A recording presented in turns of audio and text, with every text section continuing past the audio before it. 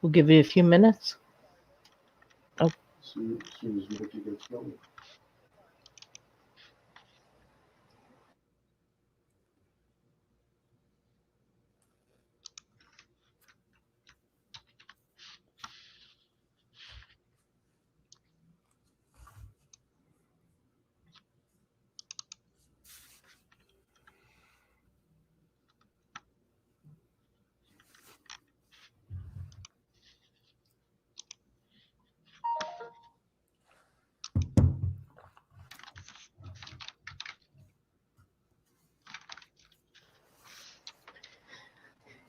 Good evening, everyone.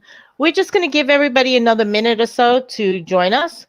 But in the meantime, let me give you a little bit of history about the Neuroendocrine Cancer Awareness Network and about Net Cancer Day.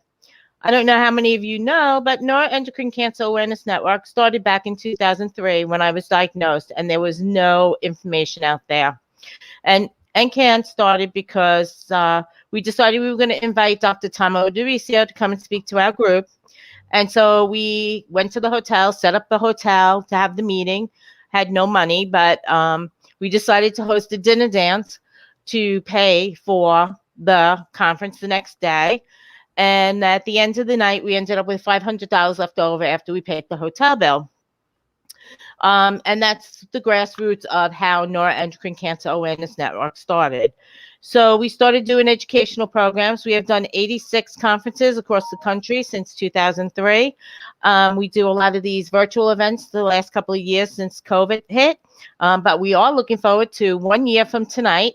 We will be all in Atlanta, Georgia, celebrating not only Net Cancer Day, but we'll also be celebrating the beginning of the national conference that we haven't had since 2018. So we're all really looking forward to that. So how Net Cancer Day came about was NCAN started Net Cancer Awareness Month as November, starting back in 2007. In 2009, Novartis came to us and said, would we help lead a group of people together from the people around the world to start the first worldwide Net Cancer Day. So Robin and I invited the people to the 2009 Net Patient Conference, and we started working on picking a day. As you know, with many committees, it takes a long time to get decisions made. And so we were trying to pick a date to start, and there was one day which happened to be November 10th, and everybody was trying to decide what day. And Robert raised his hand and said, I picked November 10th. And everybody said, okay, fine. That's great. November 10th, Net Cancer Day. And what nobody knew in the room was it was Robert's birthday. And so now we get to celebrate my husband's birthday every Net Cancer Day. And so we're very grateful for that he gets to share his birthday with us. And this is our 12th year with Net Cancer Awareness Day. We hope that you all joined us by posting pictures of different information about neuroendocrine, and that you share your information, get your elevator speech together, and spread the word. Because in the last 18 years, there has been so much improvement, not only in patient care, in the new drugs out there, the new tests and everything else. It really has come so far in the last 18 years. When I was diagnosed, the only drug out there was standostatin, and it was used only for symptom control. And now we have many, many drugs and many tests to be able to be used. And let's pray that all our patients and our sponsors continue doing research, and our doctors, so we can continue making this disease controllable, and one day maybe find a cure. So as we start, I'd like to just kind of go over a few things. I want to acknowledge our sponsors. These sponsors have been with us from the very beginning, and they are here to help us, and they make sure that you get the treatments that you need, and they do the research to make sure that their drugs actually help us and that their tests actually work. So Tessera, from makers of Zermello, Novartis, Ipsen, AAA, and Curum. So they're all sponsors, and they're really, really great supporters of not only NCAN, but of the NET community as a whole. And we could not do what we do without any of their help. I'd like to give you an idea. There's a chat on the right-hand side.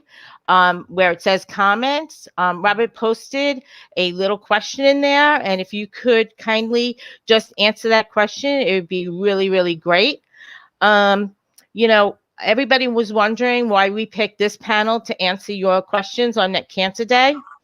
Well, we chose these 3 esteemed experts to participate in the panel because all of them are specialists who spend most of their time and effort researching NETs, are clinicians who are currently treating a large group of NET patients and will continue to do so in the future, and have proven their intense desire and commitment and ability to deliver the results for NET patients over time. So I'm going to give you a quick introduction of our panelists. Dr. Jaydira del Rivero is a director of the Rare Tumor Clinic, the Center for Cancer Research at the National Cancer Institute. She is one of the world's few specialists in the rare cancer that originates in the body in the neuroendocrine system, which is made up of special cells that make hormones in response to neurological signals. Her goal is to treat these tumors holistically using a biological approach, as well as taking the whole patient into consideration. We have Dr. Eric Liu, is an expert in neuroendocrine cancers. He is the surgical director of the Neuroendocrine Institute at the Rocky Cancer Center and treats patients with neuroendocrine and carcinoid tumors. His practice encompasses all types of neuroendocrine tumors, including lung, bowels, pancreas, stomach, liver, adrenal, and many more. He sees patients both nationally and internationally. Next, we have Dr. Aman Chauhan. He is the director of the NET Therapeutics at University of Kentucky Markey Cancer Center.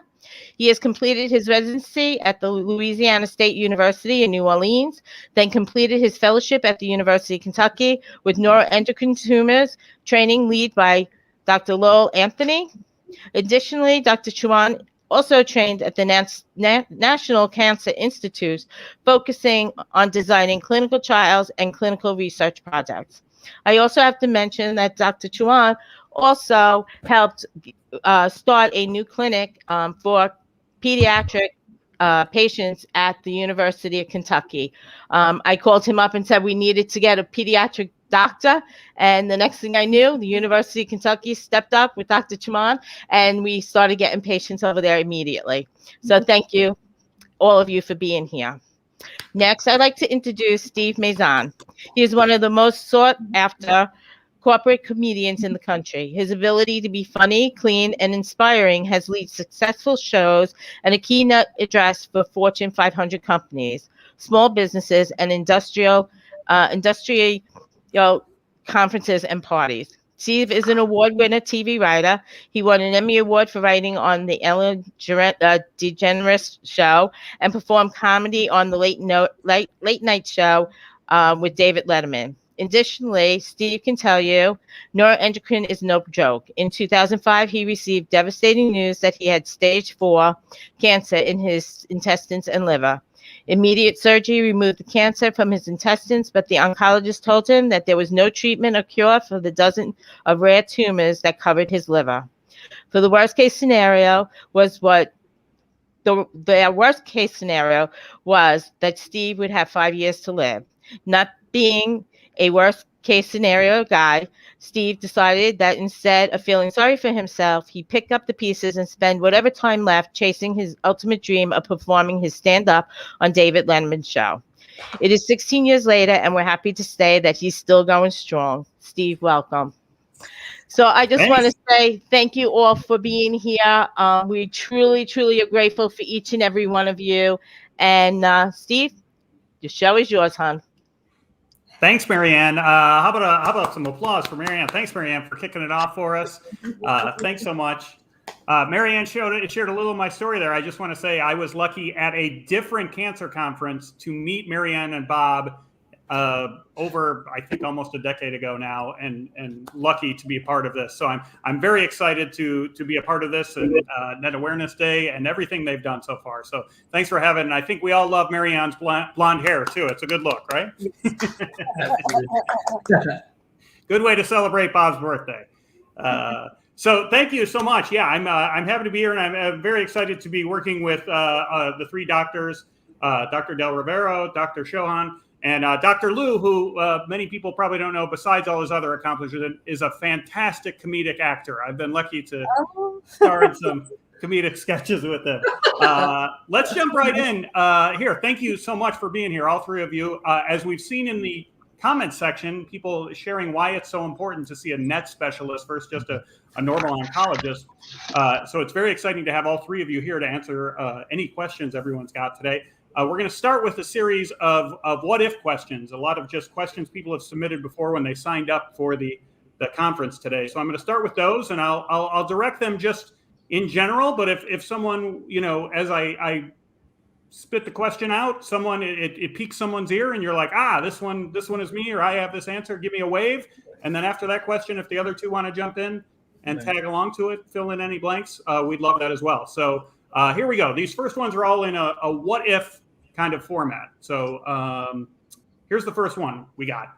What if I'm a lung net who goes to a larger cancer clinic and they put me with a lung cancer oncologist? Is it more important to be seen by a doctor who knows about lung cancer, liver and bone, metastasizing, or a doctor who knows about NETs? Is that... All right. I recently gave a talk on lung nets in Seattle last weekend, so let me take this one. Yeah. It's a very interesting question, and traditionally, nets have been practiced in academic center in different ways. I'm sure Dr. Del Rivero and Dr. Liu would agree. So some places have a culture where you might have a dedicated net specialist. For example, at Markey, me and Dr. Lowell Anthony sees nets regardless of whatever site, right? So it could be, I've seen breast, ovarian, gynong, prostate, and of course our typical, the lung and the GI.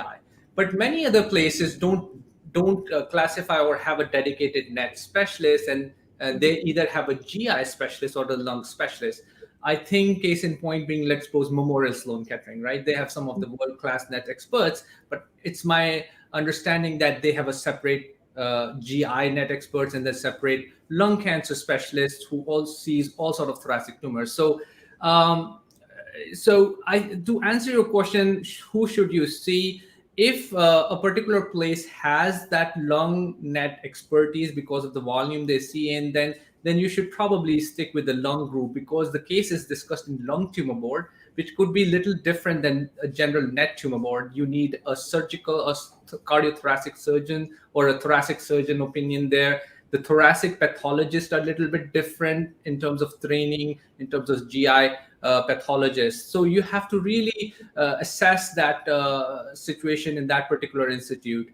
And in our case here, we have a dedicated net clinic. I think Dr. Liu's is also probably one-stop shop for all nets. I'll let Dr. Liu and Dr. Del Rivero kind of share their opinion on this.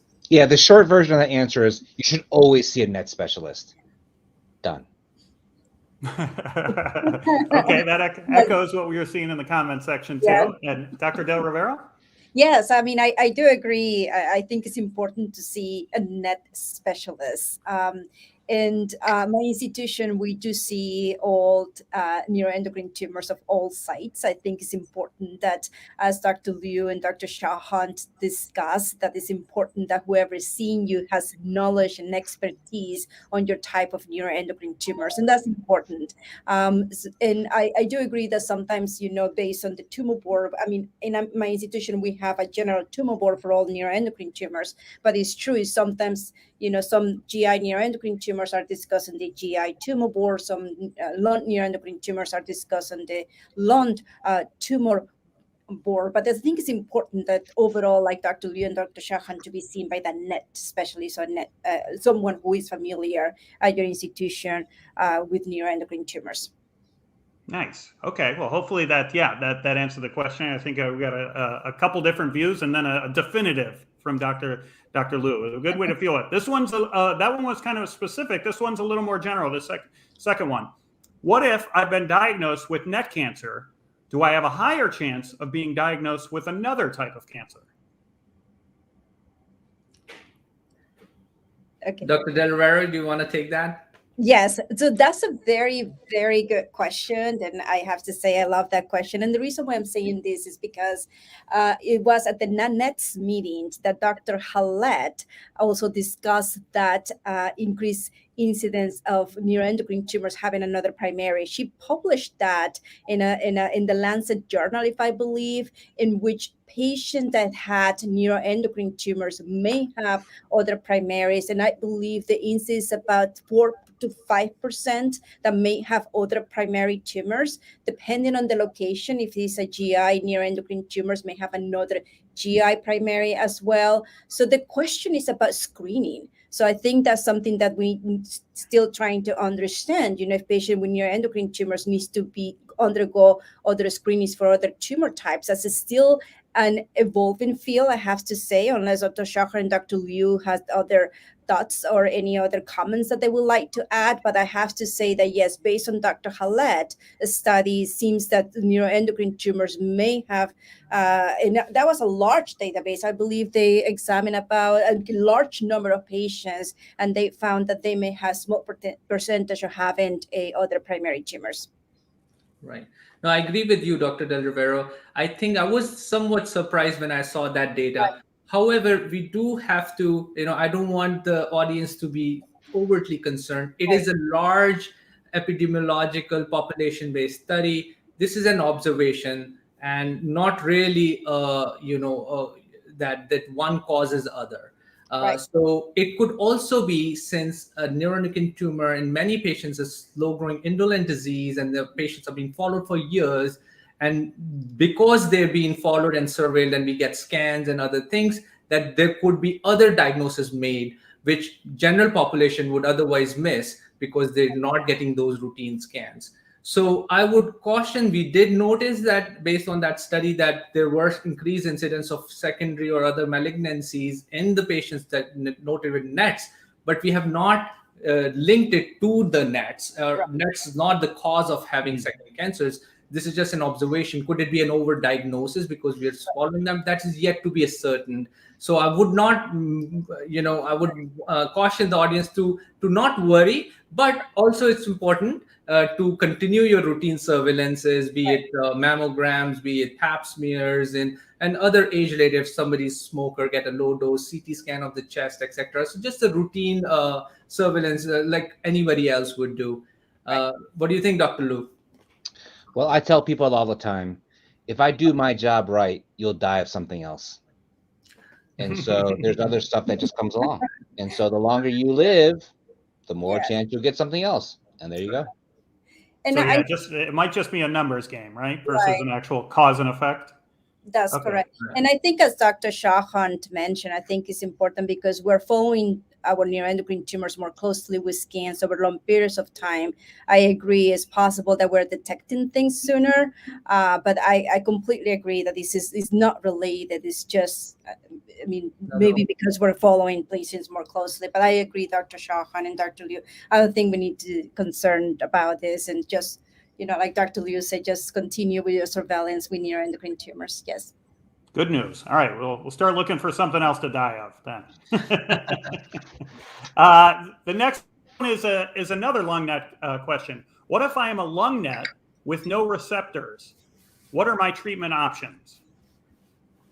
Well, let me start with that, actually. So I think it's important. The lung net field is a little bit different from the other things, as both doctors have already mentioned, that a lot of the neuroendocrine specialists actually are GI specialists, and we don't have really that many who are really super interested and dedicated in lung. So I think it is important to understand that when you see a doc, it is a neuroendocrine doctor. There is, even in the specialist world, a little slant towards one or the other. So it's something to consider. In our hands, about 50% of the neuroendocrine tumors from the lung have receptor. And when we say the receptor, this is the somatostatin receptor. So this is like the gallium scan, the copper dotatate scan, you know, the positivity. And we use that to determine if someone is a good candidate for the PRRT or the Lutathera treatment. But about 50% are positive and about 50% are not. And the location of it, where it comes from your lung, is also different. So when it comes to being negative for the receptor, it basically means that people may not be so receptive, their treatment may not be so great when we use the shot, like a lanreotide or an octreotide. And that also means that the PRRT Lutathera treatment is not really a great it's not an option either, because you have to have the receptors, because it's like a key and lock system. And so this is where you have to go to the other treatments, which both Dr. Del Rivero and Dr. Chauhan can speak to. Yes, I mean, lung nets is a very challenging field in the terms, because our treatment options are somewhat limited as compared to our GAPNet patient populations. And as Dr. Lu mentioned, unlike our well-differentiated low-grade nets in the GAPNet arena, there's a big patient population who don't express the somatostatin receptor, so they don't qualify for PRRT-based treatment. However, having said that, I think patients can still get Affinit or mTOR. There's a category 1 indication. This drug was studied in a large phase 3 randomized controlled trial called Radiant-4, which did include thoracic neuroendocrine tumor patients. So the drug clearly works to control progressive thoracic NET patients. Besides that, NCCN guidelines also recommend use of some cytotoxic chemotherapies like CAPTEM, and a more aggressive variety of thoracic NETs can certainly be considered for more, heavy-hitting chemotherapy like platinum-based chemotherapy. However, traditionally, if the tumor is somewhat like a typical or atypical carcinoid, I refrain from using cytotoxic chemotherapy or definitely platinum-based chemotherapy, at least early on the course. Besides that, there has been attempts to study somatostatin analogs in this space. There was this large randomized controlled trial called SPINET trial looking at lanreotide in this population. However, this is such a rare tumor. Only 2% of all lung cancers are lung typical, like neuroendocrine tumors. Very difficult to study, and the study unfortunately could not finish. However, if you look at the interim or whatever the data they collected, they presented this year, NANETS just now, 16 months was the median PFS in the study arm versus 13 months the control arm. So we know these, especially typical nets, should sort of behave like the GI or GAP nets. So there is certainly a role of somatostatin analog. So that can also be considered in some select cases, but it's usually reserved for somatostatin receptor positive disease. Again, besides that, I typically like to put patients on clinical trials for these thoracic NET patients who don't have other good indications. Immunotherapy, I have seen some cases where immunotherapy has benefited patients, especially if patient has high tumor mutation burden or some of those biomarkers, which might predict response to immunotherapy. But clinical trials are fair game for these thoracic NET patients with very limited treatment options. Dr. Del Rivero, anything you'd like to add? I completely agree with you. That was a very nice answer. Thank you, Dr. Chauhan. Good. Glad we got that one answered. Okay, next one. What if a primary mid-gut tumor has not been seen with a PET scan, just the abdominal lymph node nets? Can you perform surgery effectively? Right. So I did this yesterday, and the answer is yes. Ta-da! That's an easy one. Yeah. Let me explain a little bit, Steve, maybe to help a little bit. Okay. So, well, I think what people need to understand is, unfortunately, the primary tumor from a small intestinal neuroendocrine tumor, and people may not know this, but the number one cancer from the small bowel is actually neuroendocrine. It's not the other kind of regular cancers we think of. The PET scan, which is phenomenal, don't get me wrong, it is really great, is not perfect. And the reason is because you breathe, okay? And so what happens is, when we do this gallium or this copper scan, you take this nuclear picture and you try to overlay it on the CAT scan. And sometimes when you breathe, it moves like this. So you can't really see it very clearly.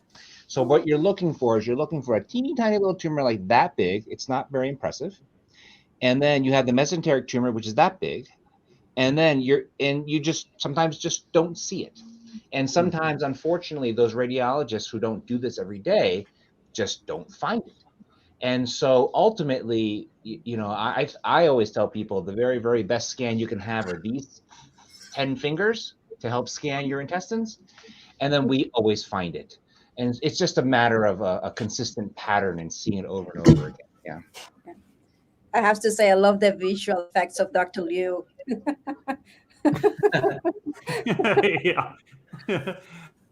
Excellent. Yeah. Well, listen, as a patient, let me back you up that it's we've all been in that tube, stuck in that scan tube, and to hold your breath for any amount of time is tough. So it makes sense that there's the fingers and seeing it would be a much better thing. All right. Next question. If I've had a positive result from, I would like to add, that's why. Sorry, Dr. Chauhan. Sorry, please go ahead. Liu. No matter how good we get, there'll be always job security for Dr. Liu. Yeah. That's true. Always. This will be our Dr. Liu figures. We know that's, yeah. Let's keep them working. Jazz hands, Steve. Jazz hands. Exactly. Jazz hands with it. Okay. Next one. I've had positive results from PRRT. How should it be determined if I should return to monthly lanreotide or sandostatin shots? How should it be determined if I should return to that? Heidi, you want to take this? Sure. So the question, let me just repeat the question. So there is positive gallium scan, is that right? Or how do I return back to, they had Lutathera, so they must be positive. Yeah. Right. They had positive results from PRRT. Okay. And should they return to monthly lanreotide or sandostatin shots? Okay. So let me just kind of like take back a little bit about the function of the sandostatin or lanreotide. So there have two functions of this, what we call somatostatin agonist. Number one is for symptom control, especially for those tumors that are functional or those tumors that produces hormone. And the second function of this sandostatin or lanreotide is tumor control. Now, usually what happens if it's a patient that has been, our first line of treatment is someone that is either taking lanreotide or sandostatin. And usually most of the time we keep those patients on those treatments unless Dr. Chauhan and Dr. Liu may recommend otherwise, and then we recommend the PRRT. On those situations, a lot of my patients are on a stable dose of either sandostatin, that are lanreotide, and they can still get in the PRRT, and that they continue after that with somatostatin agonist. Now, if we have a patient that were not on somatostatin agonist, but they received the PRRT with Lutathera, and the question is, like, can I continue or restart the somatostatin agonist? I will have to say yes, especially if the tumor is producing or is positive on the either copper scan or the dotted scan. I think that's important to continue the treatment, because as I explained earlier, two functions, one is hormone control, the other one is anti-tumor effect. And I think that's important if there is positive dotted scan, then to continue with that. What do you think, Dr. Chauhan, Dr. Liu? So it's a great question, and unfortunately we don't really have good data right now. We're kind of all debating either in the scientific meetings, what should we do? So traditionally, yes, I agree with Dr. Del Rivero. If it's a functional syndromic patient and somatostatin analog was started with the intention to control that functional hormonal syndrome, then it is definitely prudent to continue it. Right. However, Lutathera has been reported to control the functions of syndrome up to 30% of the patients. So unless the patient completely resolves, the functional syndrome completely resolves, then maybe you can make a case that, okay, we don't need somatostatin analog for the time being. So there was those subset of patients where it would completely resolve. But majority of functional syndromic patient might still have some degree of syndrome, and they might need to continue on that. So that's an easy decision. Right. The second half is, what if the patient was on somatostatin analog for just disease control, did not have functional syndrome, and at time of progression were transitioned to Lutathera? The question is, should we restart somatostatin analog after finishing Lutathera? And we honestly don't know the right answer here. However, in NETTER-1 study, the way they did the clinical trial, they did put the patient back on somatostatin analogs, and I think the FDA label does kind of is sort of not very, it's sort of ambiguous, doesn't refrain, but does, so you can continue somatostatin analogs after that. So the short answer is yes, if they were on somatostatin analog, I sometimes would continue it. I discussed with the patient, the trade-offs. There's certainly, besides just getting the shots once a month, there is financial toxicity, other things associated with it. But if patient doesn't mind and want to continue, I let them continue it afterwards. Do I flip them from lanreotide to sandostatin? No. I think both the drugs are equivalent in my eyes. So if they were on lanreotide prior to Lutathera, I'd continue on that same drug because they have had an experience with that. And vice versa, if they were on sandostatin, I continue that on sandostatin. However, we don't really know the clear utility in non-functional patients once they've progressed, once they've been treated with Lutathera, what additional benefit we will get. I think it cannot hurt except for financial toxicity part of it, and the fact that they have to come at once a month for the shots. But if patients okay with that, if at all, they might have some more cytostatic effect. That's my logical thinking. Dr. Lu, what do you do in your practice? Do you stop them or do you continue? So I always continue. The problem is, as you both alluded to, is that these are patients when they go on Lutathera because they progressed already on that treatment. So we know that the treatment kind of wore off a little bit.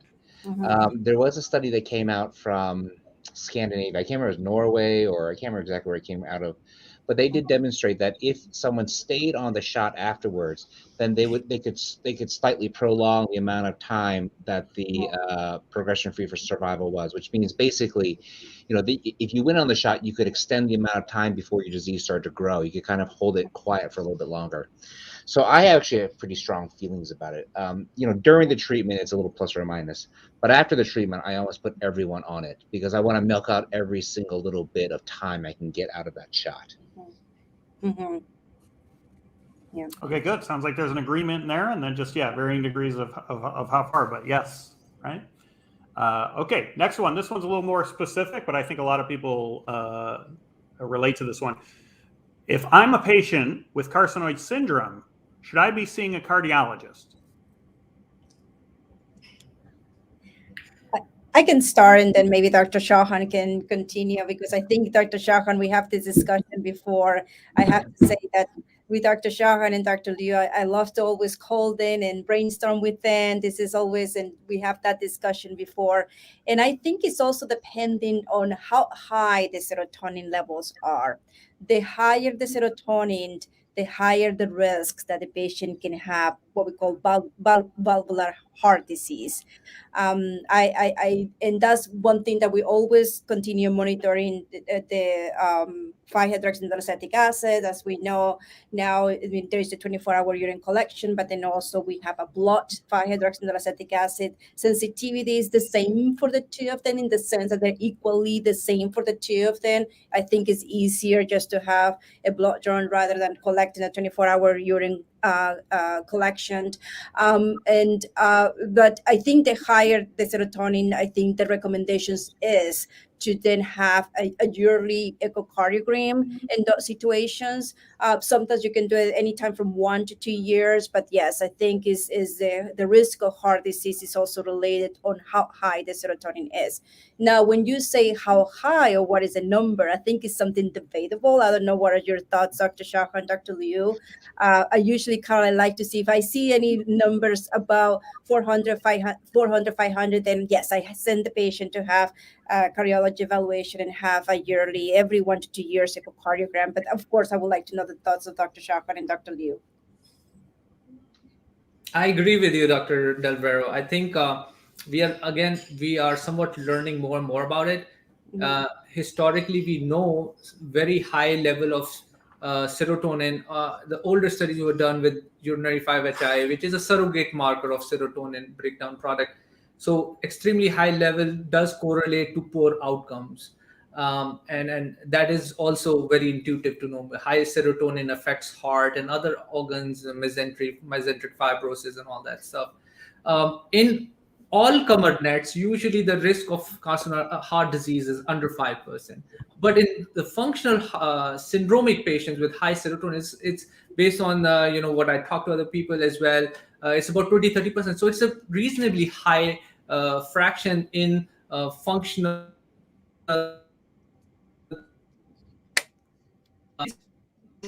I try to get a baseline echo. Oh, okay, we are back. So I like to get baseline echo on all the patients. Regarding cardiology evaluation, it kind of depends on the degree of elevation. Is the syndrome controlled, well controlled, serotonin levels are controlled or not? And and here at University of Kentucky, we recently started a cardio oncology program. So there's a cardiologist who specializes in the cancer patients, and they have a formal cardio oncology program. So we do tend to have a more frequent checkup in that sense. I know MD Anderson has one, and this is a field which is growing rapidly within cardiology field.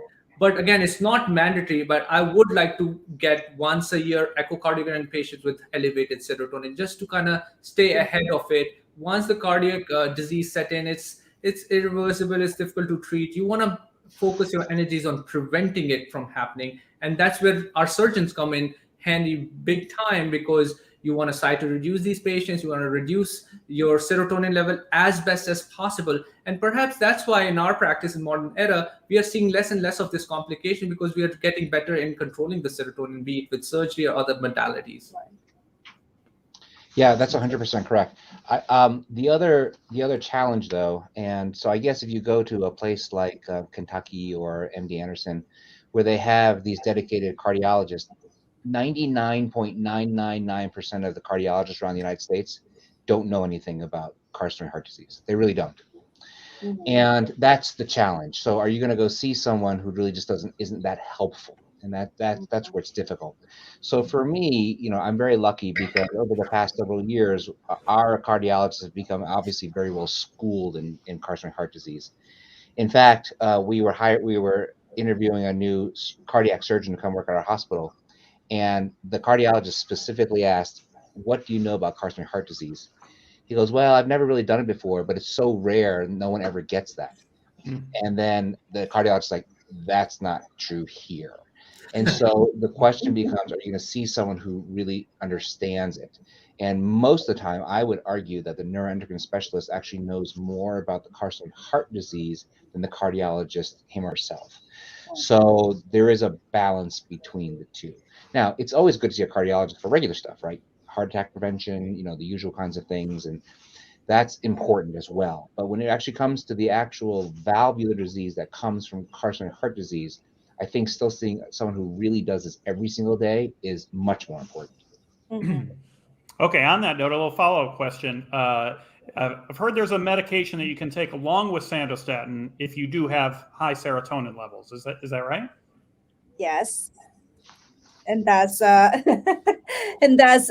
Sermelo or Telotristat. That's the name of the medication. And I know Dr. Chauhan has a study with PRT. It would be great that you comment about that. But yes, there is a medication called Sermelo or Telotristat. And basically what it does, it blocks the serotonin production. And that had helped a lot of the patients, especially to control the diarrhea. That was a study that was done by Dr. Matt Cookie, and they showed the efficacy of this medication to control the diarrhea, and based on the dose as well. So, and I think Dr. Chauhan have a lot of experience in combination with PRT. I think it would be great if you can comment on that a little bit more. Yeah, it's a first in its class oral pill. It's a drug which inhibits an enzyme which is very important or pivotal role in manufacturing of serotonin within the neuroendocrine tumor cell. Mm-hmm. So it really hits at the real mechanism of what makes the serotonin cell. So it lowers your serotonin level. This drug was tested in a clinical trial called Telestar study, which was designed for carcinoid syndromic patients with quality of life limiting diarrhea. And although it met its primary endpoint of reducing the diarrhea, and that's what the FDA approved this drug for, control of carcinoid syndrome diarrhea refractory to somatostatin analog. However, if we do see the data from that trial, there was also significant reduction in the urinary 5-HIAA level, which is basically a biomarker of serotonin, right? So the drug works really well in controlling the serotonin.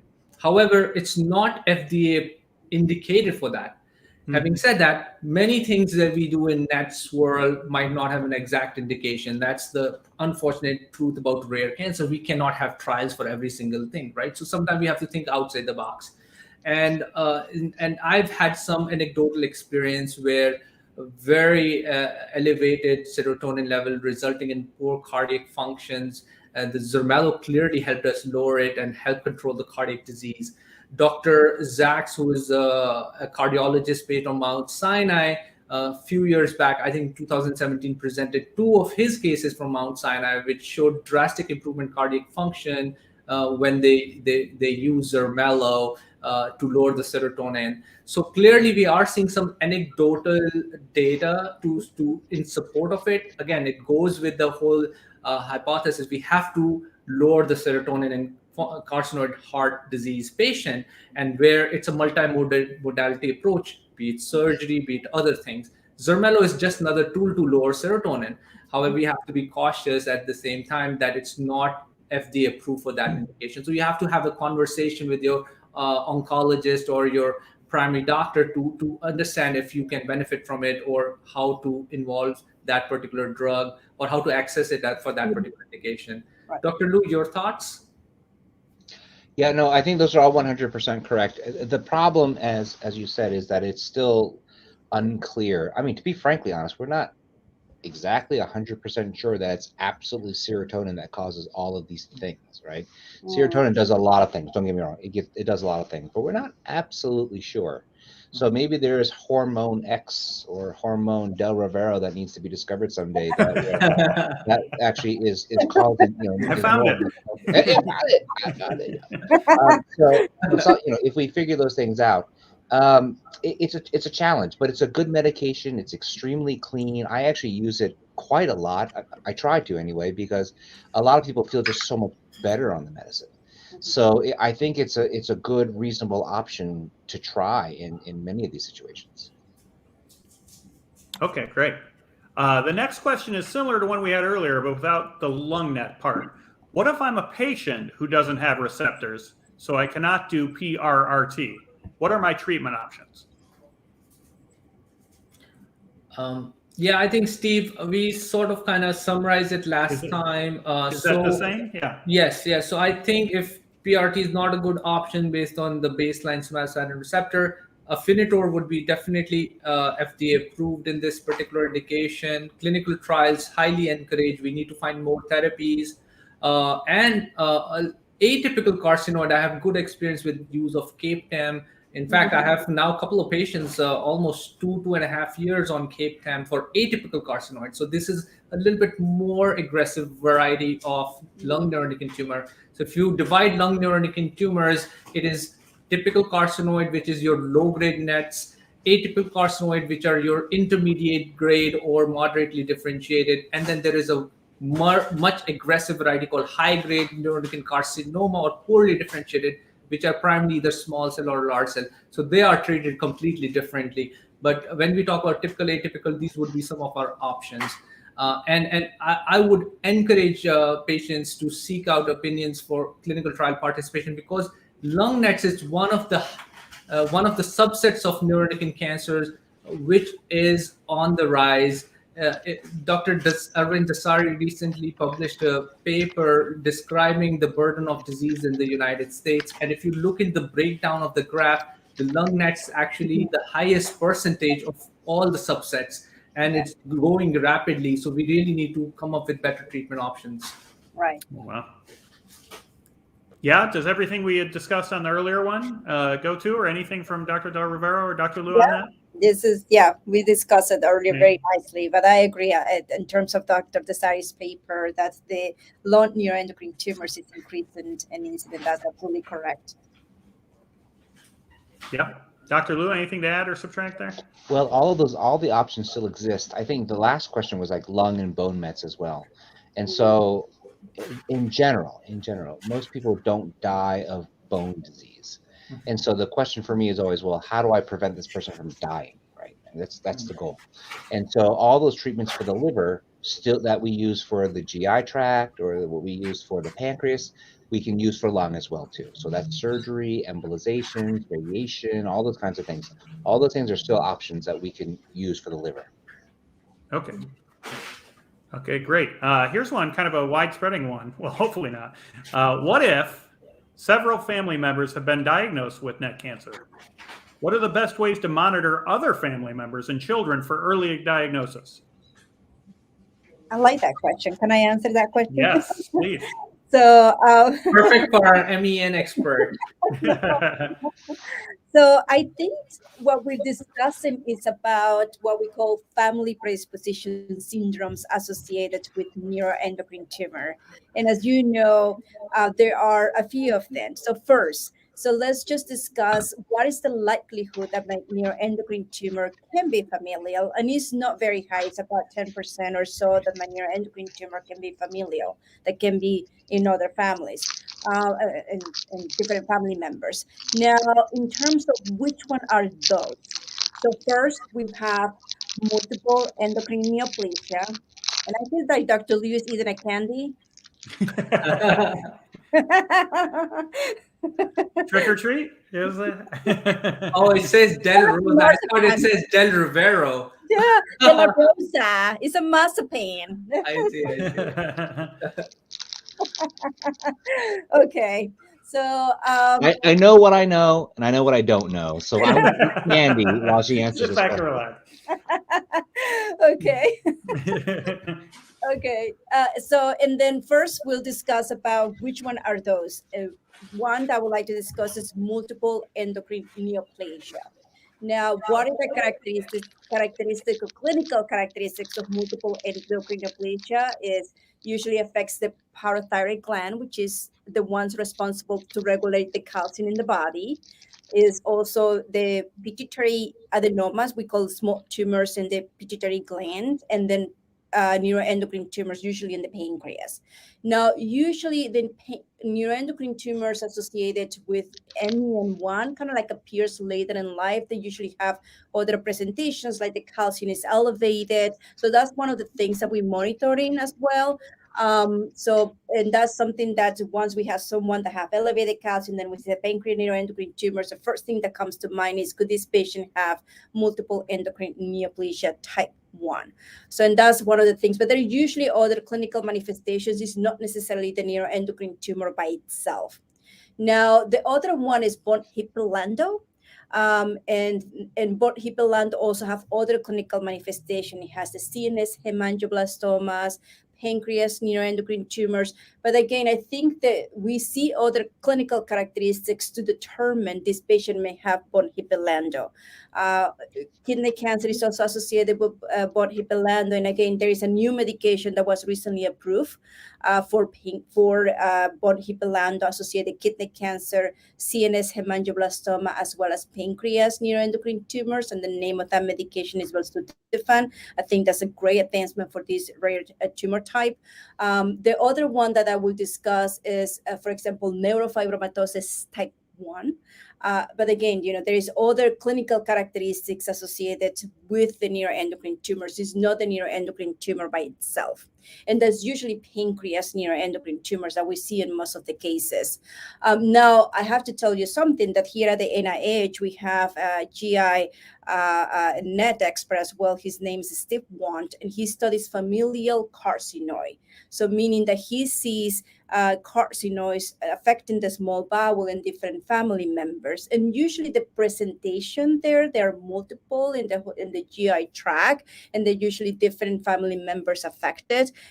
He's trying to study if there is any mutation associated with that, but he has a good cohort of patients of familial carcinoid. Now, for familial carcinoid, and this very rare, we still doesn't have a standard surveillance, but for the other ones like NCAN NF1, like VHL, like NF1. So yes, there are standard surveillance on those patients. So how do we need to follow the patient? At what age we need to test if we see someone that has what we call this cancer predisposition syndrome.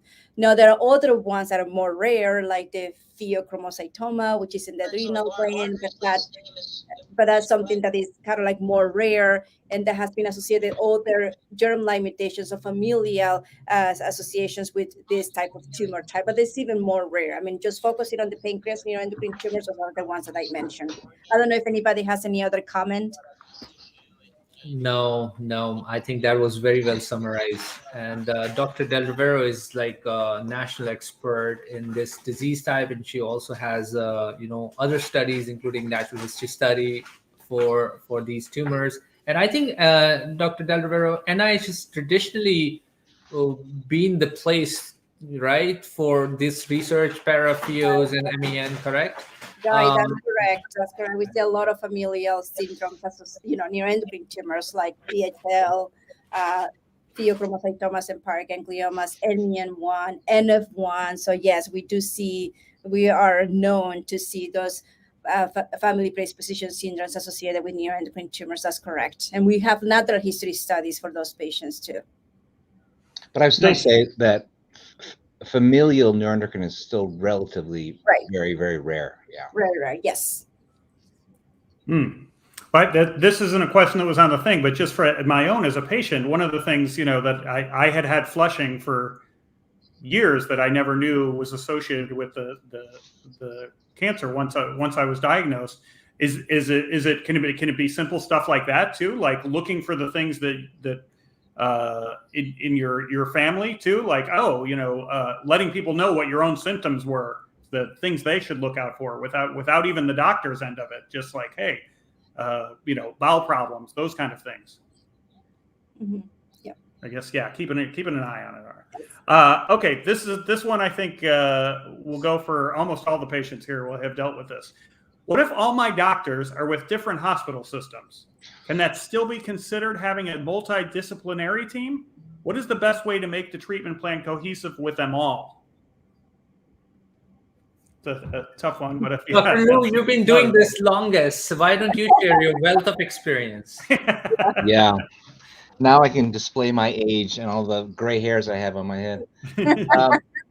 So the answer is yes, that is doable. It is very complicated. The problem with neuroendocrine is when you have a quote unquote multidisciplinary team. So if you go, right, for example, if you go to Kentucky, you're lucky to have a whole bunch of people who see it a lot, right? You come here, you have a lot of people see it a lot.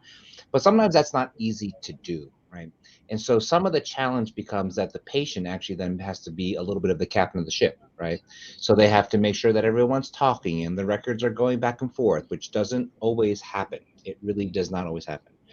And that is difficult because all of the systems are completely different, right? We think, oh, how wonderful would it be if we all had one system? Well, that's just not true. There are like 50 different computer systems that we work on. And none of them talk.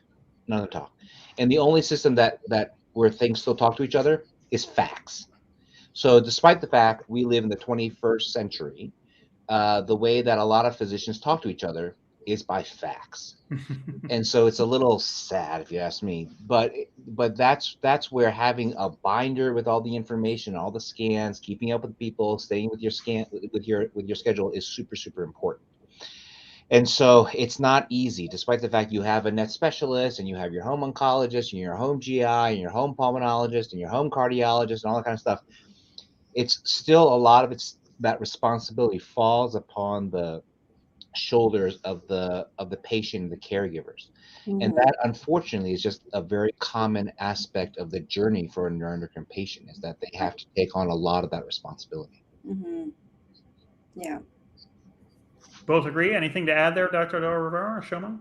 Yes, I agree with Dr. Liu. Yeah. Yeah, I mean, it has its challenges, but communication and trying to coordinate as best as possible.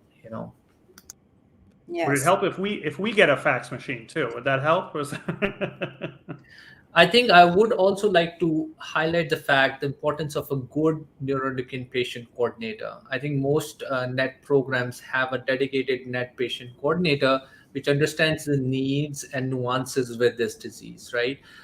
And they understand that, okay, there could be surgical requests from one institution, there could be PAT from somewhere else, there could be, IR procedures done at some. So they are in tune with those needs, and they try to be proactive about getting all that and getting a communication started. So I do want to give a shout out to all the wonderful NET new patient coordinators who do excellent job in kind of Right. providing that. Yeah.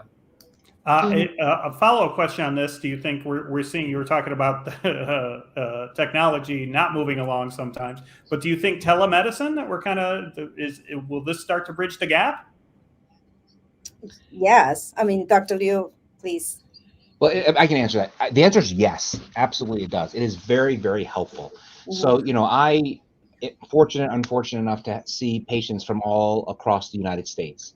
And there is no question that as horrifying as the COVID pandemic has been, the one thing that's been a little bit positive is the acceptance of telemedicine. And to be frankly honest, most of the time, I don't need to actually physically touch the patient unless they're having surgery, right? They have scans. I can see through their body, right? And so very rarely does a physical exam do anything. I mean, I have a stethoscope, but, I'm not really sure I know how to use it that well. But I can read scans very, very well. And so it's a matter of sending the scans, making sure that I have those records and that I know what the test results are, and then we can just talk. Because most of the time for a NET specialist, 99% of what they really want is for me to think about it, right? They want me to study the case, they want me to think about it, and they want me to tell them, is what they're doing right, or is there something better that could be done? And that is the purpose. That is the purpose. And the telemedicine has allowed me to do that for patients all around the world, right? I mean, the other day I saw a patient from Israel. We see patients from like random places. And as long as they can get the records to us, it can be done. And so you do have to have access to that technology. And then, this is so easy, right? I mean, you hop on, we chit chat for 15, 20 minutes, we make sure everything is straightforward, and we're done. So there is a lot of benefit to the telemedicine. The problem is I'm not sure everyone does telemedicine, so there's a little bit of that. I'm just very comfortable doing it, and so I'm happy to do it. I mean, look, I used to talk to people through like social media and those old techniques, but this Zoom technology, and now they also actually have very well encrypted and HIPAA compliant kind of technologies, and those are important things to invest in as a practice, because the communication, but ultimately it's all about communication. So the communication between the NET specialist and the patient is critical, and this is one way to do it. Nice. Well, good to know. Yeah, there's some benefit to the pandemic that we escalated that quicker. And then, of course, just to reiterate the importance of keeping your own records, so that you have those. Okay, just a couple more here on the what ifs. If I have liver, sorry about the pronunciation, hemangiomas that are currently benign, can they become NETs? No. No? Good. No. The problem is that if your radiologist makes a mistake and calls it a hemangioma, but the whole time it was a NET, that's the very common mistake. So everyone needs, a dotatate scan to determine what's real or not. So let me just explain. I say this all the time, right? The zebra is a very, very wonderful mascot for our disease, because not only is it a rare disease, but all their stripes are very different. But not only is each patient different, each tumor is different, right? And so, I have the pleasure or curse, I don't know what you call it, of going in there and digging all these things out of a person's liver. Okay. And what happens is you find that each one of the tumors is different. They feel different. They look different. They're different sizes. Some are filled with blood. Some are filled with fluid. Some are filled with jelly, even within the same liver, in the same patient. And so, for example, it is very common for people to have what are called cysts in a liver, right? It's a fluid-filled, a little bit of a growth in a liver. Very common. People get it all the time. The problem is, every now and then, they can also be neuroendocrine. So the shell is neuroendocrine, but the inside is a cyst. And if the radiologist is not familiar with it, doesn't look at all the different scans, they might not call it a tumor. When in fact, if I'm going to go in there and remove it, you might make the mistake of leaving me in because someone told them it was benign cyst. So that mistake can be made. That's why even when you go to that's why it's important when you go to a place, like Dr. Del Rivero's hospital or Dr. Chauhan's hospital or our hospital, everyone is familiar with neuroendocrine. Everyone, the radiologist, the nurses, the anesthesiologist, everyone. And that's the expertise that you want when you are deciding on where you're going for your second, third, or fourth opinion, because you want everyone to be familiar with your thing. Like when you come to my hospital, there's almost like a complete HIPAA violation, because if you're a Dr. Lou patient, everyone knows what you have. So that, but it's good because everyone knows what you have, and so there's the benefit. Nice. Anything to add, Dr. Del Rivero? I mean, I do agree with Dr.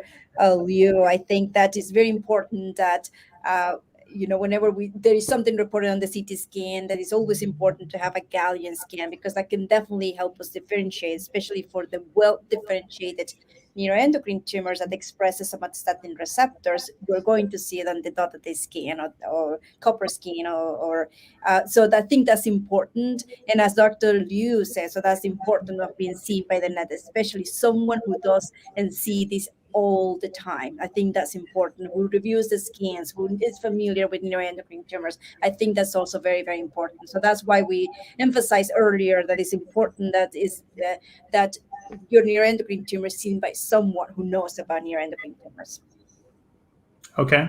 Dr. Chauhan, anything to add there? No, completely agree. These are very vascular tumors. So I can understand that it could be misled as a vascular sort of benign tumor, but which was actually a neuroendocrine tumor. So it never transforms. There's no reason for it to transform. They're completely different processes. So it probably was just misread at the earlier read.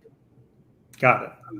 Okay, two more, and then we'll take a little break here. I've had a successful surgery, and I'm currently NED.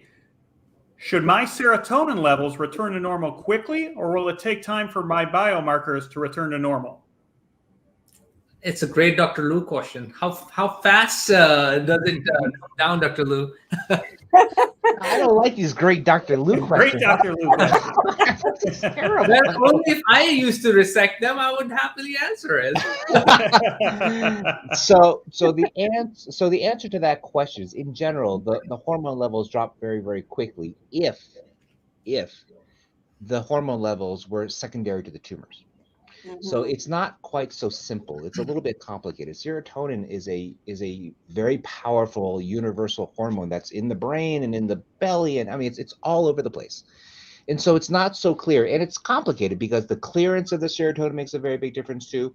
So some people walk in the door with just kind of elevated serotonin. So it's, despite the fact, I mean, the one consistent pattern that I will always preach is that as good as the tests are, they are not perfect. Period. They are not perfect. The only thing that is perfect is how does the patient feel and are they doing better, right? I mean, that's pretty much all I really care about. So the lab values are very, very so-so. They're very, very hit or miss. And so I just don't put a ton of a weight into them because I just want to know how the patient feels. So this is complicated. So if you listen to that patient's specific case, let us assume that the patient is NED. Let us assume that the patient has continued symptoms. Let us assume that the patient's serotonin or whatever is elevated. Well, maybe that patient never really had a terrible neuroendocrine cancer to begin with, right? So maybe they had like a little tumor and they had a little bit of a lymph node and that was all removed. But in fact, most of their problem was hormonal, and it was from all the microscopic little things that are inside the small intestine that are still there.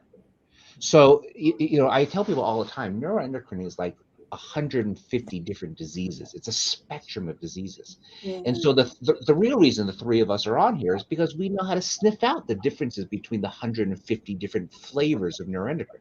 Mhm. And so when you understand, after 2,000 or 3,000 patients, you kind of get it, right?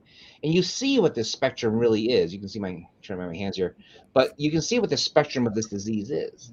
And so there's a lot of subtlety to it. And so not any one data point or whatever really means anything until I know for sure how that patient feels. And then you can really make a judgment and decide. Okay, anything to add, you guys? I know it was a Dr. Liu weighted question, but Yes, a special question for Dr. Liu. yes. Yeah. All right, so it depends. Yeah, I would like to just add, I agree with the sentiments. I think more importantly than the pace of decline is how the patient's overall doing. And, it doesn't matter whether the tumor biomarker falls in like 2 weeks or 4 weeks, as long as the recovery is going well. And I think the key here would be the imaging, right? The imagings are the best gold standard to follow the disease. These blood tests are not very specific. They can fluctuate within the day. You get the blood draw in the morning versus evening, so you have to take them with a grain of salt, as long as the overall values are following in the direction that we want them. So the pre-surgery were super high and now they're somewhat lower. That's what we want to see. We want to see the clinical improvement, we want to see the radiographic improvement, and we have to put all that information together. Just a single biomarker test, please do not put too much face value, value into that. And these are not perfect tests for disease monitoring. Right. Okay. Well, one thing I do want to say, Steve, I just Sure. as an education to the group, I mean, Yeah. not this group, but to the audience, is that it is very, very important to think about the whole clinical picture, right? So any one lab value is just not that important. It doesn't mean that you shouldn't do your research and learn about things and try to make yourself as educated as possible, right? You want to be as educated as possible because you're the one who's going to be navigating this whole journey. And so if you have a physician who, your local doc who you detect may not know as much about neuroendocrine as you do, then that is a time when you definitely need to get a neuroendocrine specialist. And there's a ton of resource out there, despite the fact neuroendocrine being kind of an unusual disease. There's a ton of resource out there. There's, NCAN has a good website. We have our Healing Net Foundation. If anyone has ever heard of that or not heard of it, please go to the website and learn about it. Dr. Chauhan has written, papers for our foundation. Dr. Rivero is involved too. And so the opportunity to spread knowledge is extremely important. And what I would say is, since the patient or the caregiver, needs to be frequently the captain of the ship, you want to be a very well-educated captain of the ship too. So the point of it is basically not any one piece of information really means anything. A well-educated physician, a well-educated patient, and the whole clinical picture is what you're trying to develop. I would also like to give a shout out to our NET patients. I think it's a very common theme in everybody's clinic or hospital settings that we commonly hear, oh, your patients always know what's going on. So that's the feedback we have. So the NET patients are so well educated, connected. They try to better their education, and that's fantastic. Sometimes I've even heard that they know more than the community oncologist, which shouldn't be the case, but but I hear that often. So hats off to all the patients who make that effort to network, to learn, and that's the only way around it to kind of educate yourself. Right. And just to add that, I mean, absolutely correct. I completely agree. I admire all of my neuroendocrine tumor patients, how well informed they are. And at the same time, I have to say, like we are grateful also to the patient advocacies like NCAN and Healing Net and LACNES and so forth, because there is so much information there to educate our patients there. And I think that's super important that, the patients are doing all of the work, of course, but I think at the same time, having all this information available and accessible to patients is extremely important. So I think that also, a lot of, Dr. Liu's and the NCAN organization for doing all the hard work, because this is really, really important, very helpful for patients. Yeah. Nice. Shout out to NET patients. I love it. And then, of course, all the groups, and then like this to sift through all that information. It's fantastic that we have this resource.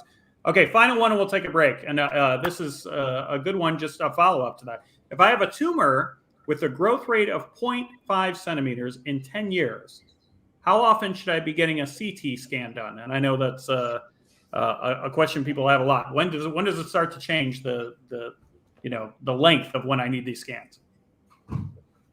Maybe Dr. Lou can get rid of it for once and for all. Well, having a 0.5 centimeter growth in 10 years is a really good sign. I mean, that tells you the true nature, biology of disease, which trumps anything, the baseline pathology or whatever. I mean, this is a slow growing indolent cancer.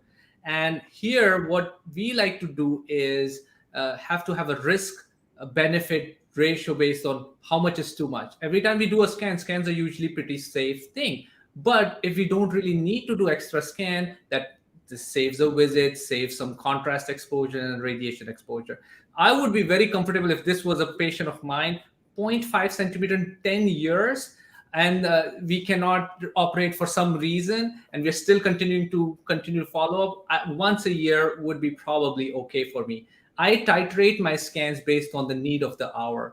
So sometimes we need to do scans every 3 months, and sometimes once every 6 months. Once a year would be the longest I would go, because sometimes tumors can change gears and can now start taking off, and we have to have some degree of idea what's happening with them.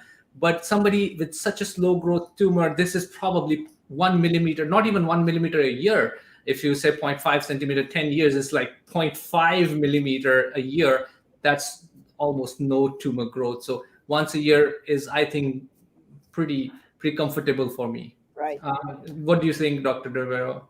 No, I agree. I think with that growth rate, and I think that how often we do the scan is also understanding the biology of the tumor, right? So like Dr. Chauhan was saying earlier, the growth that was just discussed earlier in 10 years is a really good sign, and that biology sometimes dictates us how often we need to do scans. And in this situation, I think 1 year, I agree that I will do scans every year as well. Sometimes, like Dr. Chauhan said, we need to do it earlier, but that's also dependent on the biology of the tumor, because that helps us determine how often we need to do scans. Yeah. Nice. Just to follow up, something I didn't know. So is that the Dr. Chauhan? You said, is that the longest do you guys echo that? That's the longest you'd ever go is once a year scans? Somebody with measurable disease, yes. Yeah. If now somebody's no evidence of disease, then certainly there's a lack of data. I like to scan them once a year for a few years, and then as the time passes away, we don't really have good data how long to surveil them for and how frequently we need to. So it's case by case, based on what was the original diagnosis, how high risk of the relapse was there, were there any that high risk feature which makes them high risk for cancer coming back. So these are for NED patients or no evidence of disease patients. But as long as you have some tumor, detectable tumor, measurable tumor, I do like to surveil them once a year, because I know that there is disease, might be indolent and dormant, but might take off. And our eyes inside the body, because I don't have Dr. Lou's fingers, is CT scans. And that's the best way, and the best way, the gold standard way to monitor disease. No blood test can accurately measure the progression. Okay, that's a new thing. Everyone on this meeting, whenever we greet each other, it's going to be like this. Okay, that's the new handshake. Get the feelers. Dr. Lou greeting. How about that? I don't know if it goes well with the Dr. Lou name. But that's all right. Let's take a break. We got through our what if questions there. We'll come back and do some rapid fire questions and get them spitballing out there. We're going to take I think it's like about a 5-minute break. We're going to show some information here in the meantime, but this is a good place to if you have to adjust things, grab some water. But Steve, please pay attention, and the doctors are going to take a little pee break here, get some coffee and stuff. Fantastic. Thank you, Steve. Thank you.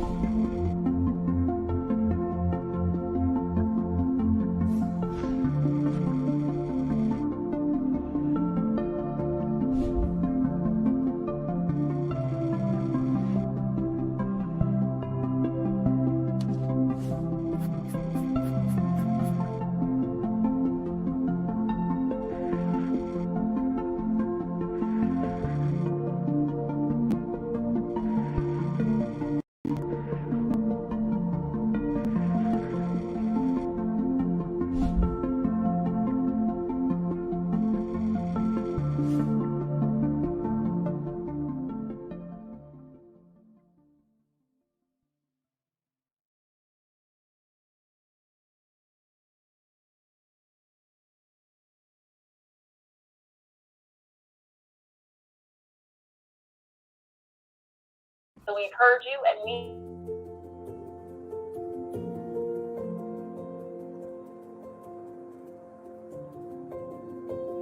It's not a common workplace,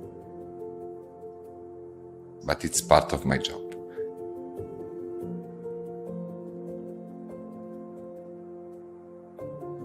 Working with radioactive material is challenging, but we know what we are doing.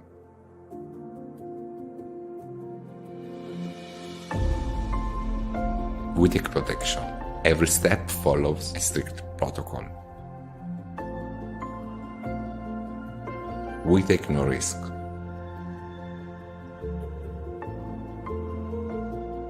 Patients need to receive the medicine in 72 hours. This is a great motivation.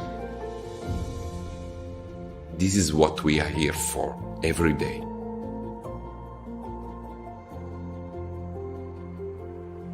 When I see another shipment ready to go, I don't think about the workplace.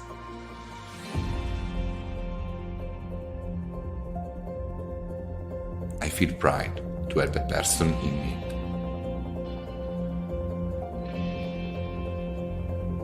There's no better way to end the day's work.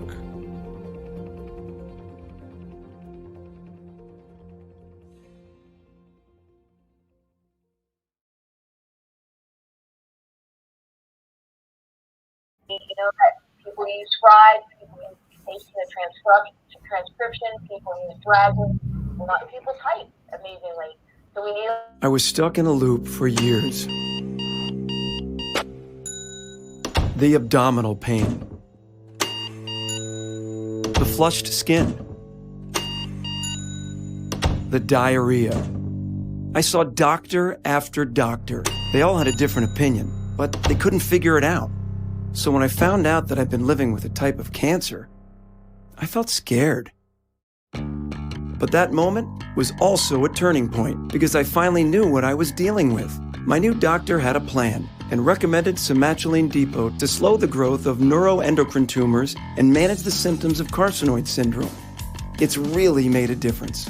Somatuline Depot is a prescription medication for adults with gastrointestinal and pancreatic neuroendocrine tumors that have spread or cannot be removed, and for carcinoid syndrome to reduce the need for short-acting somatostatin medicine. The delivery system has been redesigned to help your healthcare provider with the monthly injection. Do not take if you're allergic to it. Tell your doctor right away if you have reactions like swelling of your face, lips, or tongue, breathing problems, fainting, itching, redness, rash, or dizziness. Serious side effects include gallstones and related complications like inflammation, gallbladder infection, and pancreatitis. Other serious side effects include high or low blood sugar, slow heart rate, high blood pressure, and changes in thyroid function. Tell your doctor about symptoms or side effects and about all your medical conditions and medicines before treatment, as they may affect each other and cause side effects. If you have Gepnetz or carcinoid syndrome, make today a turning point by talking with your doctor about Somatuline Depot. I was. Yep.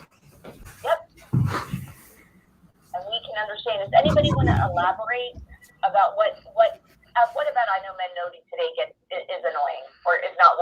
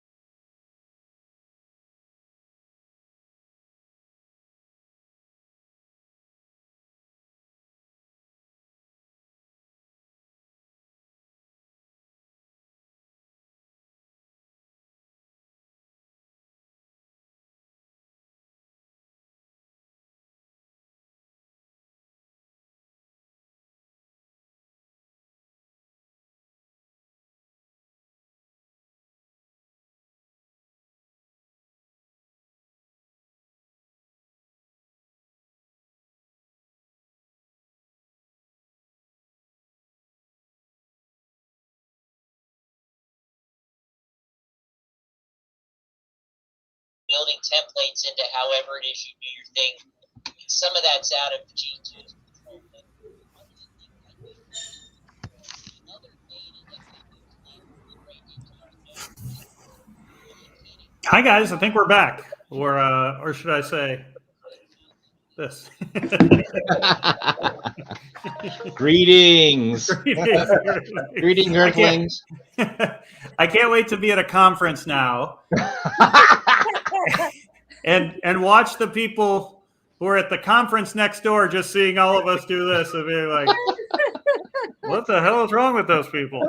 So don't ask. Don't ask. All right, welcome back, everyone. We're going to go through some more questions that people have had. Hope you had a little break there. And again, thank you guys for doing this. So informative. Let's jump right back in. And again, same thing. Some of these are going to be specific, and so any of the doctors, if it seems to speak to you or you guys know, please direct it as such. Here we go. Do neuroendocrine tumors eventually become resistant to oral chemotherapy, Captain? If so, what is the next treatment option to consider? Okay, I think I can take that. So the unfortunate nature of cancer, and that's not just specific to NETs, but any cancer, is eventually metastatic cancer develop resistance to whatever treatment we are giving. That's why we refrain from using word cure in metastatic cancer, because there's no treatment which can completely get rid of the tumor. Most cancer drugs were able to control the disease, some for substantial period of time, some for a little while. But what happened eventually, the cancer cells are smart and they try to develop ways to survive the onslaught by the cancer treatment. And that's true for chemotherapy drugs like CAPTEM. So certainly after a while, the cancer can develop mechanisms to evade and develop resistance. And then we have to factor in what type of tumor are we treating, low grade, high grade, what is the primary site, and we might have some options, including PRRT and other treatment options. And that has to be tailored according to the patient's needs. Sometimes for progressive disease, for example, if there's only liver-only progression and it's a low-grade tumor, our surgical colleagues or our interventional radiology colleagues can do procedures to try to reduce the cancer. So it doesn't always have to be a medicine, but clearly for a metastatic disease with widespread disease and tumors which are not amenable for these sort of procedures, medicines are go-to drugs. And then we have multiple options these days, especially clinical trials. There are a lot of real novel drugs coming up the pipe. Surufatinib, cabozantinib, a lot of really exciting drugs coming down the road. Hopefully some of them would make it, if they get FDA's approval. But this is exciting time to be involved in drug development in that space. Okay, great. Anything to add, or we'll go on to the next one? That was great. Thank you. All right, here we go. Can lung nets cause carcinoid syndrome without metastasis to the liver? I can. Dr. Liu. No, go ahead, dear. Go ahead. So I think in terms of the lung neuroendocrine tumors, there are also other hormones that can be secreted by the lung neuroendocrine tumors as well, bradykinin and so other tumors that's kind of like give this kind of like the wheezing symptoms in some of these neuroendocrine tumors, the flushing symptoms as well. And some of these lung neuroendocrine tumors may produce also serotonin, but it's kind of like not very common unless Dr. Chauhan has a different experience. I think there are other hormones that can be produced by these lung neuroendocrine tumors that may cause these symptoms. That being said, in those situations, yes, I mean, any hormone access, we're still trying to help them with the use of somatostatin agonists because we know that can help also control the excess of hormones. Yeah. I don't know, Dr. Liu, Dr. Chauhan. Yes, I agree with you, Dr. Del Rivero. And if the patient has carcinoid syndrome because of excessive serotonin, which can happen in some lung net patients, I think lung net and ovarian nets are the two primary tumors where you can have syndrome without liver involvement. And Dr. Lu can correct me if and that has to do with the venous return or the vascular return. So the blood return from the lung happens through the pulmonary vasculature, pulmonary veins, which goes into the left atrium. So it bypasses the liver, and where is excess serotonin can often break down. So unless you have liver mets, you don't get the carcinoid syndrome symptoms in GAP-NET patients, mid-gut NET patients. But in lung NETs, I think theoretically you can, because you bypass the blood. So a similar situation in ovarian NETs as well, where some of the ovarian venous blood supply bypasses the liver. Is that correct, Dr. Lu? You're master of anatomy here. Well, the problem is I don't really know if any of it's true, right? I mean, we're taught all these things. This is kind of the dogma, but I'm not sure any of it's really true. I mean, the fact of the matter is I'm not sure it makes a difference, right? Either the patient feels good or they don't, right? So we have patients who have liver mets and they actually don't feel that terrible. And we have patients who have ovarian mets and their complaint is not like hormonal, it's just pain from the big thing that's stuck inside their pelvis. So I don't even go crazy about the whole, can you have liver mets or whatever, because either you do or you don't, right? I mean, just make it simple. So from an academic perspective, it might be interesting, except from a clinical perspective, it doesn't matter. It just matters on how the patient feels, what can you do to make them feel better, and where these things are. And because I have literally seen every combination and every variation. I have seen every exception to everything that is generally taught, right? All these things about epinephrine, you have an allergy to epinephrine. Everyone has to have octreotide for surgery. I've heard everything and I've seen everything. And because of that fact, I don't put any credence into any of these kind of like things that you're taught. So I tell people all the time, you can read the textbooks all you want. The problem is that most of it doesn't apply to any particular human being who has this disease. So I'm just like, I take care of them. I can figure out what it is. I can make them feel better. And that's my job. So I don't even worry about any of that stuff anymore. That's why we have Dr. Liu, so many years of experience. That's awesome. God, yes. I feel so old. You look young. That's what matters. That's all that matters. Thank you, Steve. You're a good wingman. Love it. By the way, I know some people have put questions into the comment section. We will get to those. We're just going through the ones that have been prepared or submitted before the thing. But one of the ones that came up in the comment section is very similar to one that's our next question here. And you have all commented like, oh, I like this question. I just want to say I hate this question because I don't want to hear the answer. What is the relationship of diet and disease progression? Well, if you eat the typical comedian diet, you're dead. It's over. Oh God. What is nachos at the bar? Yeah. Nachos at the bar. Yeah, well, I have actually pretty strong feelings about this. So what I tell people all the time is, again, in general, neuroendocrine is not super responsive. So to these kinds of things that we talk about all the time. People say, oh, I shouldn't eat sugar. Well, you know what? None of us should eat that much sugar, right? And people are like, oh, I can't eat fat. Well, you know what? None of us should eat that. I mean, that's just how it is, right? So what I tell people all the time is I want you to be strong. Right? I want you to exercise. I want you to enjoy, social experiences with friends and family. I want you to eat things. And if it has a color in it, go for it. Green, yellow, orange, blue, purple, whatever, right? That may all be M&Ms. I got that. That may be a problem. But I want people to eat well.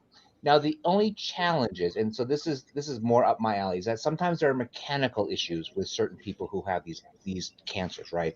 Sometimes the tumors are in the way. They can't digest food very well. They have had surgery. They only have this. So there is some delicacy to it. But in general, people are doing pretty well, can eat pretty well, and they just want to control it. I say eat healthy, eat what you enjoy, right? I mean, food is one of the truly the great, great joys of living. And if it's healthy and it has fiber and it's something that all four of us and all 50 of us or how many of us are on this talk can do, you should do it. And it's all about being healthy. I completely echo the sentiment. I think everything in moderation is okay. You shouldn't limit yourself, because everything at the end of the day we are doing is to improve not just the longevity of your life, but also quality of your life. So we don't want to be very restrictive in the way this is what you can or cannot do. Traditionally, there are certain select foods which rich in tryptamine and can cause increased serotonin. But honestly, everybody's bodies processes foods in a different way. So you go based on what your body handles well. If you're not, handling aged cheese and stuff like that, which is, Brazil nuts, peanuts, these nuts are high in these things which can cause serotonin elevation. So yeah, maybe go easy on that. But honestly, it's all about everything in moderation. Staying healthy and not losing weight is very key, because if you lose weight, you can be on any diet. If you lose weight, you're not going to do well with chemotherapy. You're not going to do well with post-surgical recuperation. So you really need to have a healthy weight. And one of the easy way to do that is a calorie-dense diets, especially if you're losing weight, if your disease is not under control. So I don't want you to hate on the sugars. There is a role for sugars in certain select situations. But yes, sugar does not feed cancer. Sugar does not make all our body cells need sugars for see Dr. Drew is he has sugar right there.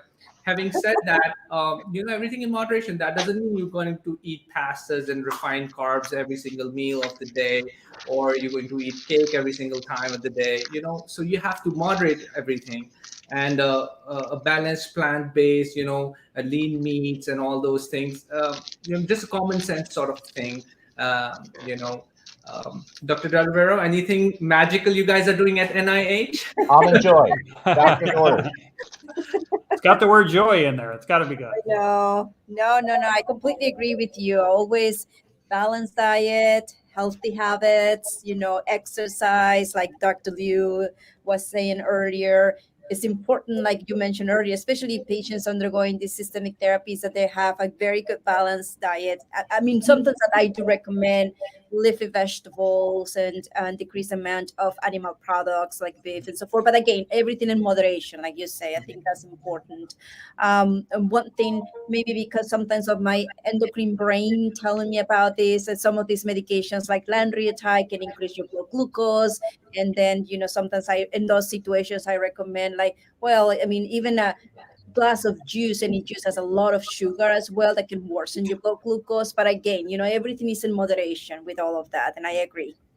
I Okay. would like to add, Steve, one thing. Yep. Most of the NET centers also have access to a dedicated nutritionist or dietitian. Right. It is a very integral component of a multidisciplinary NET care. And certain nuances, for example, certain patients post-operatively might have specific needs based on the anatomy, or let's suppose somebody has a colostomy bag, etc. Also, certain surgeries, for example, Whipple surgery, patient can be prone to certain nutritional deficiencies. So nutrition needs has to be met for those nutritional deficiencies. Make sure that you are including those either in the supplemental form or the other forms. So there are certainly some nuances that we have to kind of make sure address for individual patients. And if you are seeing a NET specialist, please do remind your NET oncologist or your doctor to can I also talk to your dietitians. Usually we have dedicated dietitians. They can spend a little bit more time on NET diet part of it, while we are focused more on the treatment part of it. I'd like to make one comment too. There's a lot of mythology about neuroendocrine because there's just not a lot known at the time. So a lot of stuff is just made up, to be frankly honest. What I would say is, people say, Dr. Chauhan kind of mentioned this age cheese thing. It is true. There's no question. But none of these foods are going to kill you. Okay. So you can try it. You can see what happens. You can see how you feel and go from there. Okay. So a lot of people say, oh, I can't eat cheeses. Oh, I can't do it. Well, you may not be able to eat cheeses. That's true. But it's not going to kill you. So you might as well try and see what happens. And if you feel worse, then fine. Don't eat it, every time I take heroin and meth, I feel terrible. So I don't do that anymore, right?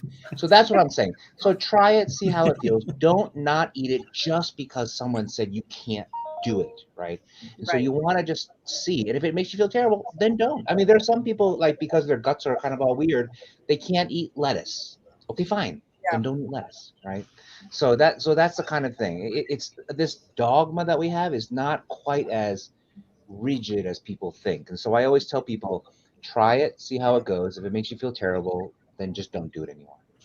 Got it. Be your own clinical study, kind of. For sure. Yeah. For sure. Okay. So I what I've heard is add some lettuce to my nachos, non-aged cheese, and try the heroin and meth in moderation. See if it takes. Okay. By the way, also I want to mention more information on this at netcancerawareness.org. They have videos on nutrition and stuff like that. So check out the website. Just like you said, lots of the oncologists and the hospitals and treatment centers have resources. They also have in there netcancerawareness.org. So check that out. They have stuff there for you too. Okay.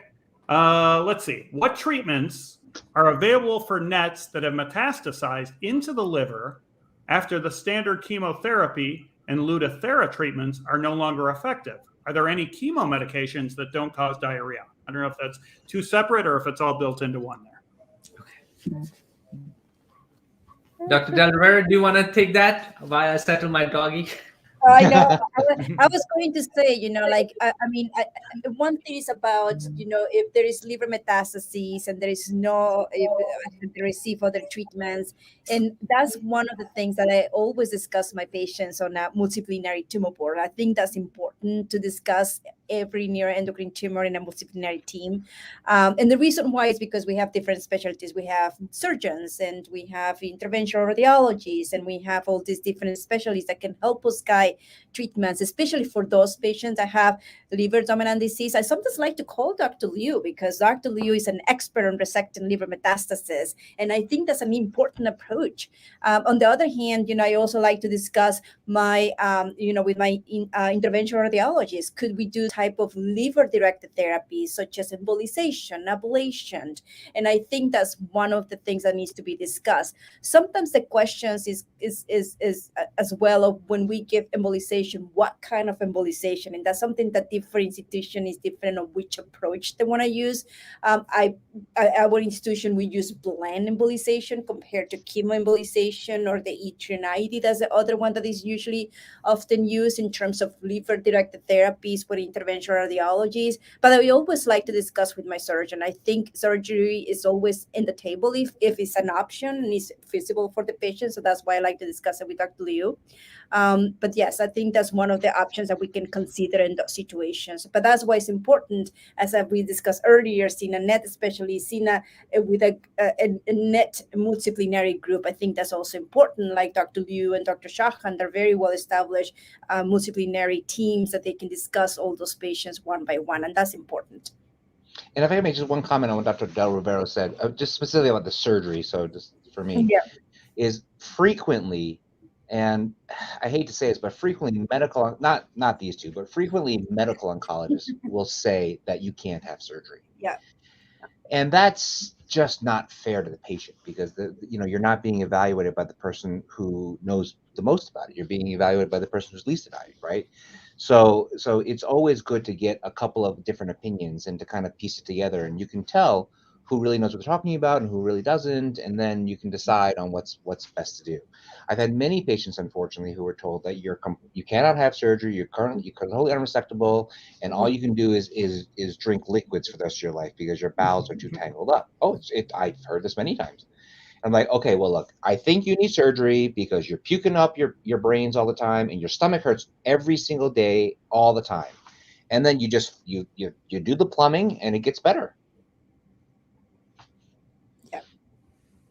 Nice. And then just the last part of that question was just, are there any chemo medications that don't cause diarrhea?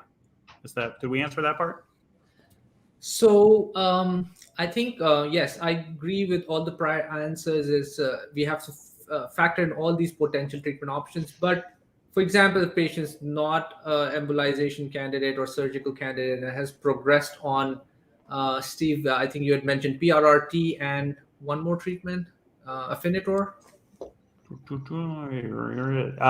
Lutathera treatments are no longer effective if those are no chemotherapy and Lutathera. Okay, gotcha. So the other on-label option would be Afinitor if they haven't tried Afinitor, or if by chemotherapy they meant Afinitor. Then on-label options are somewhat limited for mid-gut NET patients. Captem can be tried and completely if we are running out of option. For pancreatic NET patients, Sutent can be tried. That's another pill. These medication can cause diarrhea. These are not notorious for causing diarrhea like irinotecan or some of our other bad chemotherapies give very specific diarrhea side effects. But certainly GI side effects are the number one side effects for any anti-cancer drugs, be it nausea, vomiting, and diarrhea. So we have to try and kind of see if the patient's able to tolerate that particular dose, or we have to optimize it. Again, I would emphasize that need for participation in clinical trials. There are drugs in the trial setup right now. For example, cabozantinib is a pill form of targeted VEGF therapy, which is in a phase 3 study, and the phase 2 data looked very promising. So this study is open in various centers, so that's something. Surufatinib is another drug which is coming up. That study has completed its clinical trial, and it's open as an expanded access at few centers. And we are eagerly awaiting what decision the FDA would take regarding its approval, and only time would tell. But hopefully, if it gets approved in other therapy options, and these options are only coming up because of the clinical trials. So similarly, other agents are in the investigation. If somebody has progressed on Lutathera, another option would be an alpha PRRT. There are some trials looking at alpha PRRT drugs, especially after progression on Lutathera. So something to consider. Clinical trials are real options for patients who have progressed on some of these standard of care options. Okay. All right. Did you want to add anything? Yeah. Anyway, good. Yeah, we're good. Okay, next question. Interested perspective on risk versus reward and curative data for surgical removal of primary tumor and affected lymph nodes. And then the details are 3 visible tumors, low grade, well differentiated, Ki-67 proliferation 0.7%, origin still unknown, and it says morphology not in keeping with mid-gut origin. So the risk versus reward on the surgical removal of the primary tumor with those stats. Now, this has to be a good Dr. Lu question, right? Wait, does that mean there are bad Dr. Lu questions? That's what you're implying there, John. Oh, no. There's no bad Dr. Lu question. So let me say one thing, Steve. Yeah. In general, I think it's not good to play internet doctor, right? I think every patient deserves and should be honored with time to study their case, right? Mm-hmm. So people will say all the time, hey, what should I do? I'm like, I can't tell you. I need to study all the information. I need to understand. We need to talk, and we need to figure these things out. So I don't think it is fair to the question. I know she wants me, or he or she wants me to answer this, but it's not fair to him or her for me to just shoot my mouth off and just figure something out. What I would say is there are benefits to removing the primary. I think it is important to find the primary, not so much because I need to go after it, but one, because it can help predict what complications can occur to this patient and hurt the patient. And two, it gives us a sense of the biology of the cancer.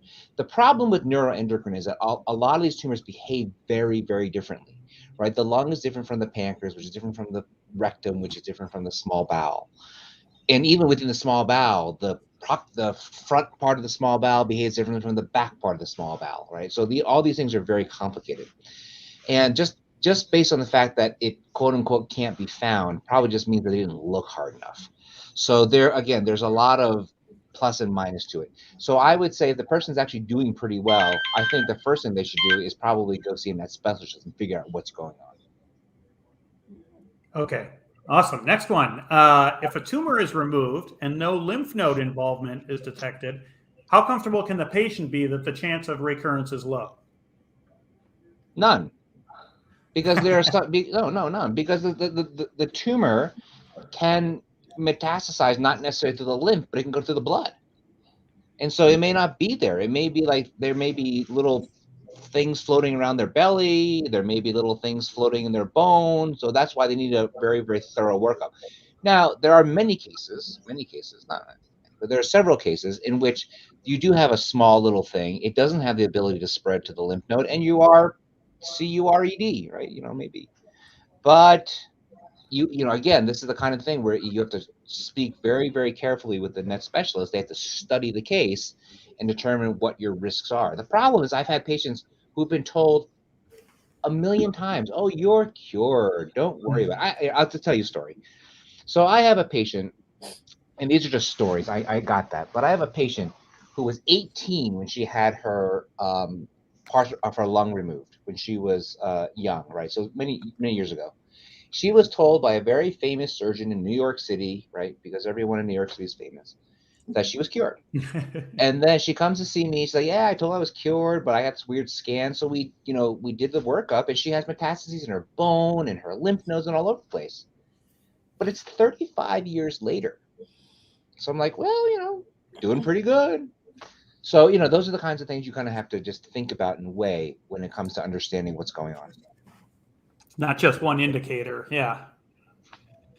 All right. How much is known about, I apologize if I'm saying it wrong, VIPoma, V-I-P-oma? Is there an estimate of the number of diagnoses for functional versus non-functional VIPoma cases? Is it normal to have difficulty locating a tumor? And if scans are not able to locate, should a portal venous sampling be done to try and locate and stage it? Okay. Dr. Del Rivero can answer that question. So yes, I can start. So VIPoma is really rare. So compared to the other. Wait, Jaydira, tell them what VIP is. Oh, okay. Vasoactive intestinal peptide. Oh, so you want me to tell what it is in terms of? Yeah. Explain. I think most people don't know what a VIPoma is. So I didn't know. So yes, please. Yeah. Right. No. So basically, what it is vasoactive intestinal peptide, polypeptide, and basically what it does is kind of like regulate the water that is going on in the stool. So any patient that had VIPoma, one of the classic characteristics of VIPoma is that they have watery diarrhea, but it's like a lot of diarrhea.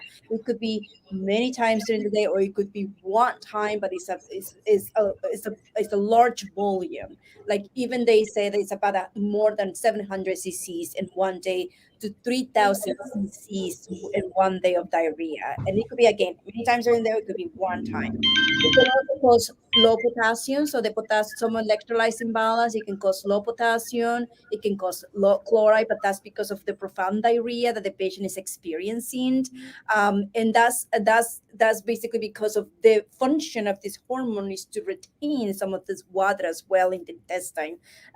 So because we have this excess of hormone, it translates into this very profound diarrhea and electrolyte abnormality with the low potassium, low chloride as well.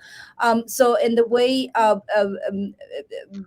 sometimes when they're diagnosed, one thing about these VIPomas is when they're diagnosed, most of the time they're already metastasized to the liver, so it's a very rare. But at the same time, when they're diagnosed, they usually often metastasize to the liver. So that's why a very, like Dr. Liu was saying earlier, it's very important that we do a very detailed workup in those patients as well. So sometimes, how do we manage if somebody has this very excess of hormones? That's very important because it's very symptomatic. This excess of hormones, as I say earlier, somatostatin agonists like lanreotide or octreotide is very important because that can help to control the hormone excess. But sometimes we need to make sure that we replete the fluids, we replete the electrolytes. Sometimes the steroids can help in those situations as well. But yes, that's a very good question. I don't know if is that a good answer, Dr. Liu? Thank you. Just to make sure, the last part of the question was, and again, it might be to Dr. Liu's point about playing internet doctor, so maybe it can't be answered specifically, but should a portal venous sampling be done to try and locate and stage it if need be, if you're not finding it through scans? It is unusual for us to not find it through scans. Right. Like true metastatic VIPoma is not.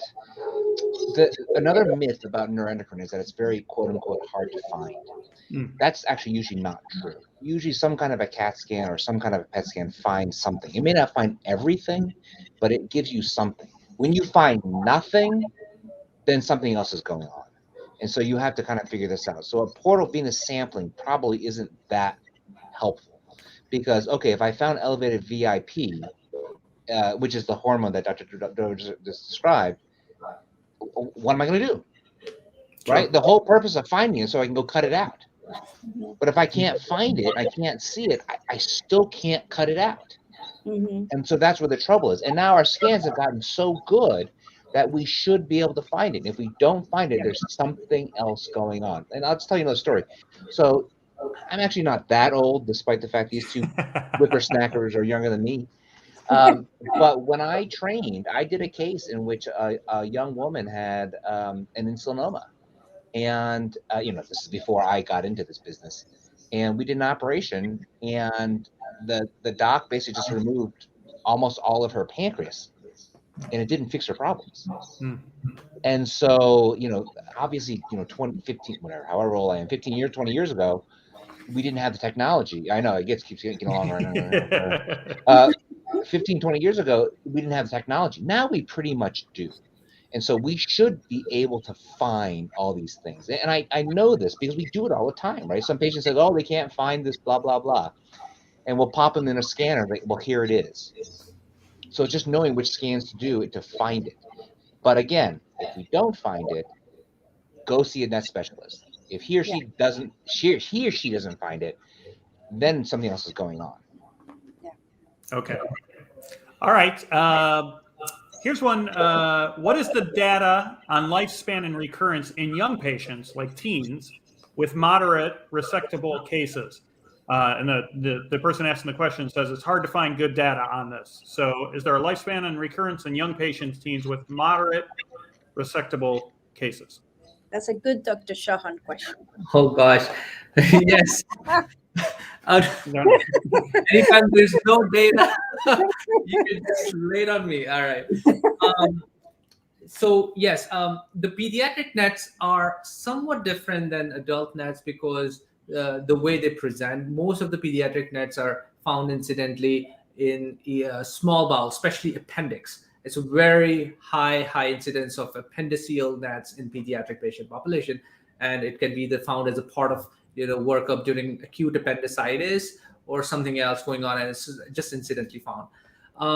We don't really have good long-term data, as somebody mentioned here.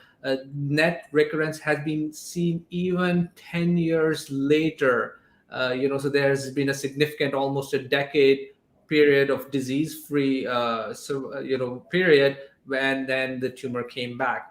I think what is important is, however, that like Dr. Del Rivero mentioned earlier regarding the familial net syndrome, that we screen the younger the patient to kind of make sure that this is not a part of a familial net syndrome, because if it is, then there are certain set guidelines how to watch for not only that particular net but other endocrine gland tumors in the patients. But if it is just a sporadic net found incidentally and long-term survival data, unfortunately we don't have good data. However, if it was resected, there are plenty of data to suggest that if caught early and resected, the patient can be completely disease-free for the rest of their life. So there are the patients who would be basically cured for early stage disease with a surgical resection, and that's why surgery is the treatment or choice number one for early stage cancer, because we can cure or treat these patients early on. But can I guarantee that the patient would not have a recurrence 10 years later, 12 years later? No, we can't really guarantee. So we have to educate the patient in case if they have some of these symptoms or red flags, please notify to their pediatrician or the primary care doctor so that the further investigation can be done. Do they have to be monitored for the rest of their lives with imaging? Probably not if it was caught early, but they just need to be aware of these situations. So rule out the familial syndromes based on a very solid history, family history, and personal history. And if there is no concern for that, and it is early stage, surgically resected, I think patients should be reassured that everything will be okay. But just be cognizant of symptoms in future, and bring them to your doctor's notice early on, and don't just kind of brush them under the carpet. Okay. This next question harks back to something we were talking about a couple questions ago, and it's about operations. Dr. Liu, I think, was talking about what makes a patient inoperable, and if they do captain, can they possibly become operable? So I know, Dr. Liu, I think we're saying it's a sliding scale sometimes, but specifically in general, I guess those are two different things. But what makes a patient inoperable, and if they do captain, can they become operable? So the answer is always yes and yes, right? Every patient is operable. Every patient is operable. Steve, I could operate on you right now, right? Let's do it. Absolutely. But the question is, what is the risk and the benefit ratio? A little bit like we talked about before. Yeah. And so as you've heard us say multiple times, the goal always for us is to help you feel better, one, and then help you live longer, two. 1 and 2 always, right? And I always say, surgery is a very powerful diagnostic and therapeutic tool. So you want to exploit it as much as possible, but it's not perfect. It is not perfect, right? I mean, we have patients die from surgery, right? We have patients die from chemo. We have patients die from PRT. We have things happen, right? So it's never perfect. So the question then becomes, if I can get a lot of this tumor out of them and I can help them live longer and feel better, then that's the goal. And so sometimes things are very operable, and you don't even need CAP-10 to do it. It's just the evaluation and the decision of what to do. But sometimes things are invading into very difficult places, like it's invading into a vein or an artery or something like that. And if I cut it, it will bleed and the patient will die, right? So the risk is too high. So sometimes if Dr. Chauhan or Dr. Del Rivero can give some chemo and then maybe balance this ratio out a little bit, then there's some benefit. But there's a lot of decision making. And the problem is I just can't tell you, because you must study the case in great detail to really decide what is the best thing to do. Yep. Got it. All right, next one. What does treatment sequencing look like after addressing primary via surgery and metastatic lymph nodes? After addressing primary via surgery and metastatic lymph nodes remain. I don't know if there's if I'm missing a pause in there, but does that make sense as I'm saying it to anyone? Yes, I think that's interesting. I wonder why the lymph nodes were left. It seems probably the surgeon wasn't aware of these lymph nodes and they came into picture after surgery based on maybe a post-operative gallium scan, because ideally the surgeon should have taken out everything, right? That's the whole purpose of getting the surgery and resetting the clock and making the patient NET. However, if some tumors are left based on what is the nature of the disease left, if it's a high-grade tumor, I would definitely do something and not just wait on it. If this is a grade 1 NET, I often like to wait and assess tumor growth rate, and do an early interval scan, maybe in 3 months, and look for, are these lymph nodes even growing? Are they a problem right now at present? And based on if they're completely indolent and stable, revisit the surgical option with the surgeon. Maybe this is time to clean up the remaining disease that we have now uncovered. Or if they are certainly growing, then we know we can start systemic therapy, slow the tumor down, make them stable, and then revisit some of these surgical options down the road. Clearly, I like to refrain from surgery from an actively progressing cancer. So having a time point does give me an idea of the tumor biology and the tumor growth rate. So I'd probably tell patient to hang tight, get an early scan in a couple of months. But again, it is based on what is the biology. If it's a high-grade tumor, I won't do that. If it's a low-grade tumor and we have a previous history, I'm sure we probably have some previous scans and we know how fast were these tumor growing, etc. All of that factors in to decision making. Yeah. So can I make a comment? Yes, And I please. think that's I will also like to know the thoughts of Dr. Chauhan and Dr. Liu. But that's one of the reasons at my institution, prior sending the patient to surgery with a neuroendocrine tumor, we like to do a gallium scan. I know that that's not standard for some, but I definitely like to do a gallium scan prior sending the patient for surgery, because that can definitely guide the surgeon about the extension of surgery. So that thing that's important, and that's something that I would like to add. That's for us. Every patient that is going for surgery, we like to have a gallium scan just to understand what is the extension of disease. Once the surgery is done and all disease is resected, as Dr. Chauhan mentioned, first we need to know what is the biology. If this is well differentiated, even if there is lymph node involvement and everything was resected, as Dr. Chauhan said, I like to watch it. I don't like some. I understand that there is a little bit of debate because there is already lymph nodes. Do we start somatostatin agonist? I personally don't start somatostatin agonist like lanreotide or octreotide until after a few scans and understand about the biology. As we say earlier, I think biology definitely dictate also the frequency and what we need to do next. But I do think that first is to kind of don't like to start any somatostatin agonists until there is any evidence of tumors that I can follow over time.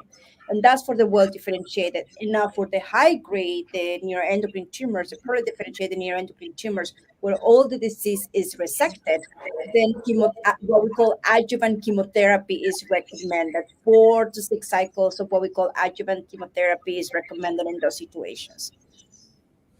Okay. Here we go. Any treatments coming for grade 3 nets? I'm doing FOLFOX for as long as it works. 1 year so far. What's potentially available next?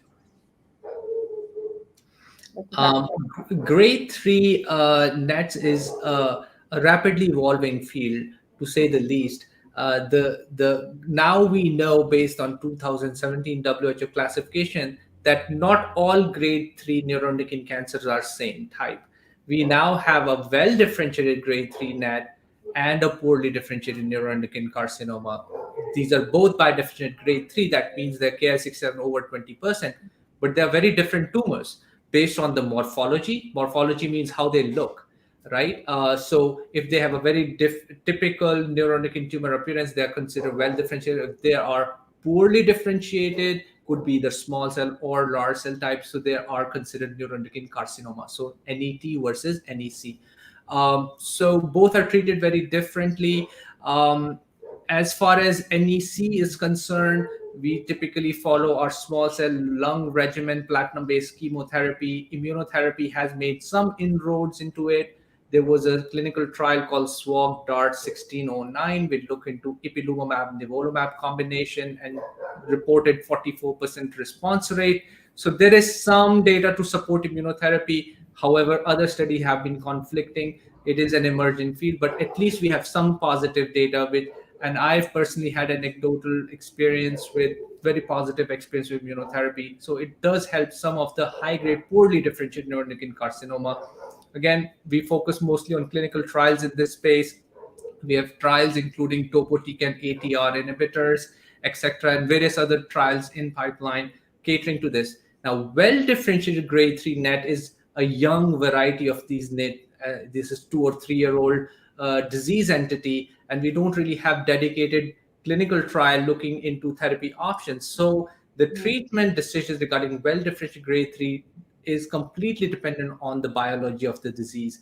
So if the well-differentiated grade 3 are behaving like your grade 2 NETs, I might often use my grade 2 or well-differentiated strategies that could include Afinitor, Cape-TAM, that can include Sutent, and sometimes, very rarely, somatostatin analog, although SSAs are not my go-to drugs for the well-differentiated grade 3. But if the well-differentiated grade 3 are much more aggressive, they are behaving like your poorly differentiated, very fast-growing, rapid doubling time, there is no time to waste on the cytostatic drugs like mTOR inhibitor. We often start with platinum-based chemotherapy, carboplatin etoposide, my choice of drugs. FOLFIRI, FOLFOX, if this is a GI primary, also another important drug. Captem is very good in this setting. I often prefer Captem over platinum doublet in the initial go. Again, the advantage of Captem being it's an oral drug, can be taken at home, does not need IV infusions. And if you, in my personal experience, if you split the Timodar dose, it's also tolerated very well instead of giving once a day Timodar. These are our current options, clinical trials, what is advocated. The somatostatin receptor density in grade 3 well-differentiated neuroendocrine tumor is all over the place. Some grade 3 well-differentiated NETs have very high somatostatin receptors, so they would be great PRRT candidate. However, others might have very low somatostatin receptor density. So it's very important to get a gallium-68 or copper-64 dotatate scan, because if it is positive, then PRRT would be another option for the well-differentiated grade 3 NETs. But this is an area of unmet need. This is fortunately a rare subset of NETs. However, we do need to develop more therapies in this space. Dr. Del Rivero, anything you are doing in particular here? No, this is great. I mean, I I have to say I love your answer, and that's an area of interest to you. So that's great that we have someone who really want to do research on the high grade neuroendocrine tumors, because this is an unmet in the poorly differentiated. This is definitely an unmet need. So I would like to give a plug for NCAN. They've been very generous, and they actually granted us $80,000 to conduct research in high grade or grade 3 neuroendocrine category. So very grateful for them. This is an area where we really need to do more research. So what we are using that grant is to study somatostatin receptor expression by both IHC, that means immunohistochemistry on the biopsy tissue, and then following it up with the somatostatin receptor imaging, and generate true data, prospective data, that what is the expression of somatostatin receptor in this disease type. And then once we know exactly how high is the expression, then we can develop PRRT-based therapy options for our high-grade patients. Nice. Okay, here's another question on treatment. What are the long-term effects of monthly injections of lanreotide? That's a good Dr. Del Rivero question. Well, and then I would like you, Dr. Chauhan, to comment, because I know that you kind of like a study and presented about financial toxicity, and that was one thing that came in mind about the long term of lanreotide. But yes, definitely. So in terms of the lanreotide, so one of the things that when I started patient on the lanreotide, and again, this is kind of like my side of my endocrine brain, is about some of the side effects associated with lanreotide. One of them, it could be glucose. The glucose can go most of the time high, rarely goes low, because one of the function of these somatostatin agonists like lanreotide or somatostatin inhibit the function of hormones, as we discussed earlier. So inhibit the release of insulin, and because of that we see these high levels of glucose, which sometimes in those situations we need to add medication in order to control the glucose. One other one is about thyroid. It can also affect the thyroid hormone as well. That's not very common, but it's something that we need to always monitor, and at least, again, kind of like my endocrine brain kind of like watch for those things. And sometimes patients may feel very fatigued or tired, or start gaining weight, or their hair start falling down. And so that's one of the things that I like to monitor when they have been on these somatostatin agonists for a long time. Of course, most common is the GI side effects, like the bloating, the diarrhea as well. And that's one of the things that we see it with the somatostatin agonists that we need to keep in mind. And that's something that I educate my patients, because I know that we said that these medications can help as well to decrease the release of serotonin, which then can help with the diarrhea. But at the same time, this medication can cause diarrhea as well. And that's something that we need to keep in mind. But there are also medications that we can help as well in order to help with those symptoms too. Of course, it can cause gallstones. That's one of the most commons that we see. But I think that's one of the things that we common in terms of that. I don't think that there is like a cumulative effect of taking lanreotide. I have a patient that has been on lanreotide for like 10 years. I don't think there is a cumulative effect like we see with the chemotherapy, that the cumulative effect will lower in the counts. We don't see that with these medications over time. Sometimes what we see over time is that they can have these little calcifications in the area where the injections are. And sometimes the question is, when that happens, they can be painful. What do we do with that? But I think that's one of the more things that I wanted to mention about it. And of course, Dr. Chauhan studied as well about the long-term use of these medications. And I would like to learn his thoughts about it too. No, these are, thank you so much, Dr. Rivero. Very safe medicine. I consider them as a backbone of our net management. Really good treatment, has great track record. I think they've been, first FDA approval for short acting was sometime in 1984 or something. I was, or 85. I was like just born. so these drugs have great track record of safety. Besides the small things that you've mentioned, and we don't see this in all the patients, but some musculoskeletal joint pains here and there, some hyperglycemia or some lipid elevation and thyroid issues. These are, again, very much manageable, and it's definitely not a deal breaker, considering their benefit of controlling the tumor growth and also functional syndrome improvement. I think these have been a boon for our patients. And one of the complications which it does cause 100% of time, which Dr. Lu can easily fix, is a gallstone issue, which I think it's important to address with the surgeon. Sooner or later, this would be an issue. So might as well do in a more elective setting rather than waiting it for it to kind of cause problem. Dr. Lu, what are your thoughts? Steve, I think we should play Disco Name That Tune to find out if these two really know anything from the 70s. Because I think they're just too young. These two doctors are I'm not that young, Dr. Lu. Disco Name That Tune. That's what we need to do next. Yeah.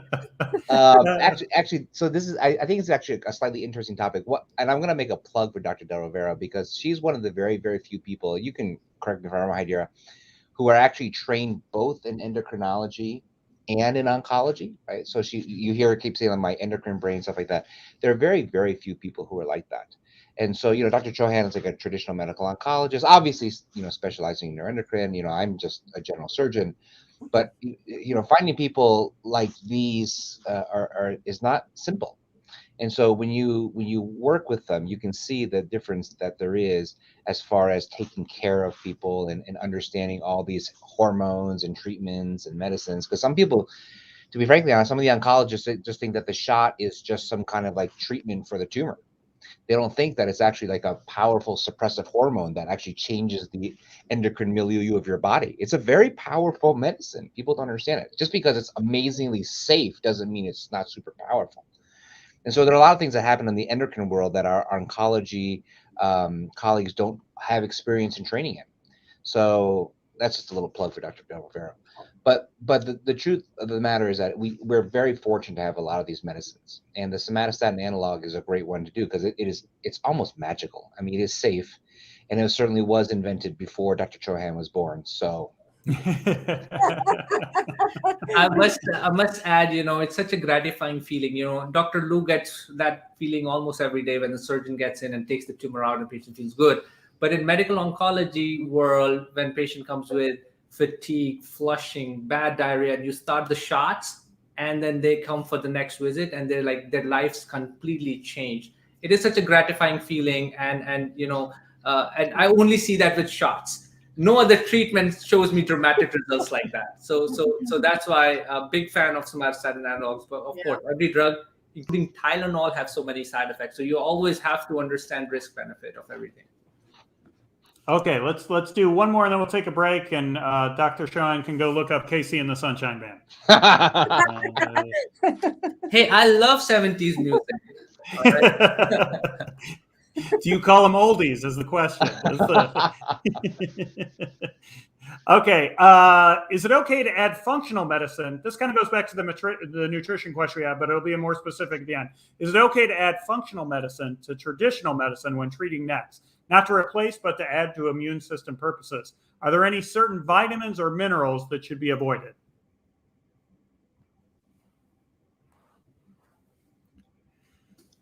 I'll take a stab at that. I don't think so. I don't think there's anything specific. Look, I am no expert on functional medicine things. I don't know how much functional medicine actually works, and I don't know how much functional medicine doesn't work. But most of the time, it's not super dangerous. So if people want to give it a try, I say, look, go for it. If I can't improve their quality of life, I'm very open to trying other things, right? Look, I live in Colorado, right? So people come in all the time, expect me to know everything about marijuana. I don't know anything about marijuana because, I've never, ever inhaled before, right, Steve? You and I have never inhaled before. But I don't know anything about marijuana. Yeah. So I tell people, look, you want to try it, you can try it, but I cannot guide you through that. There is nothing that I can tell you. So I tell people, if you want to try some functional medicine things, and as long as nothing is crazy and out of this world, and they want to put you on super high dose IV vitamin C, which some people do, I would say try it. And if it makes you feel better, then I think that's a good solution. I mean, the truth of the matter is I don't know everything, right? I mean, our world of modern medicine, as much as we do know, we don't know everything.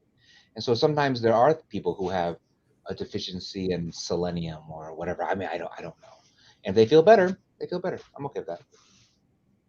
Good. Anything to add, doctors? The only thing I would add is I think I would caution the patients, if it sounds too good to be true, it's probably not true.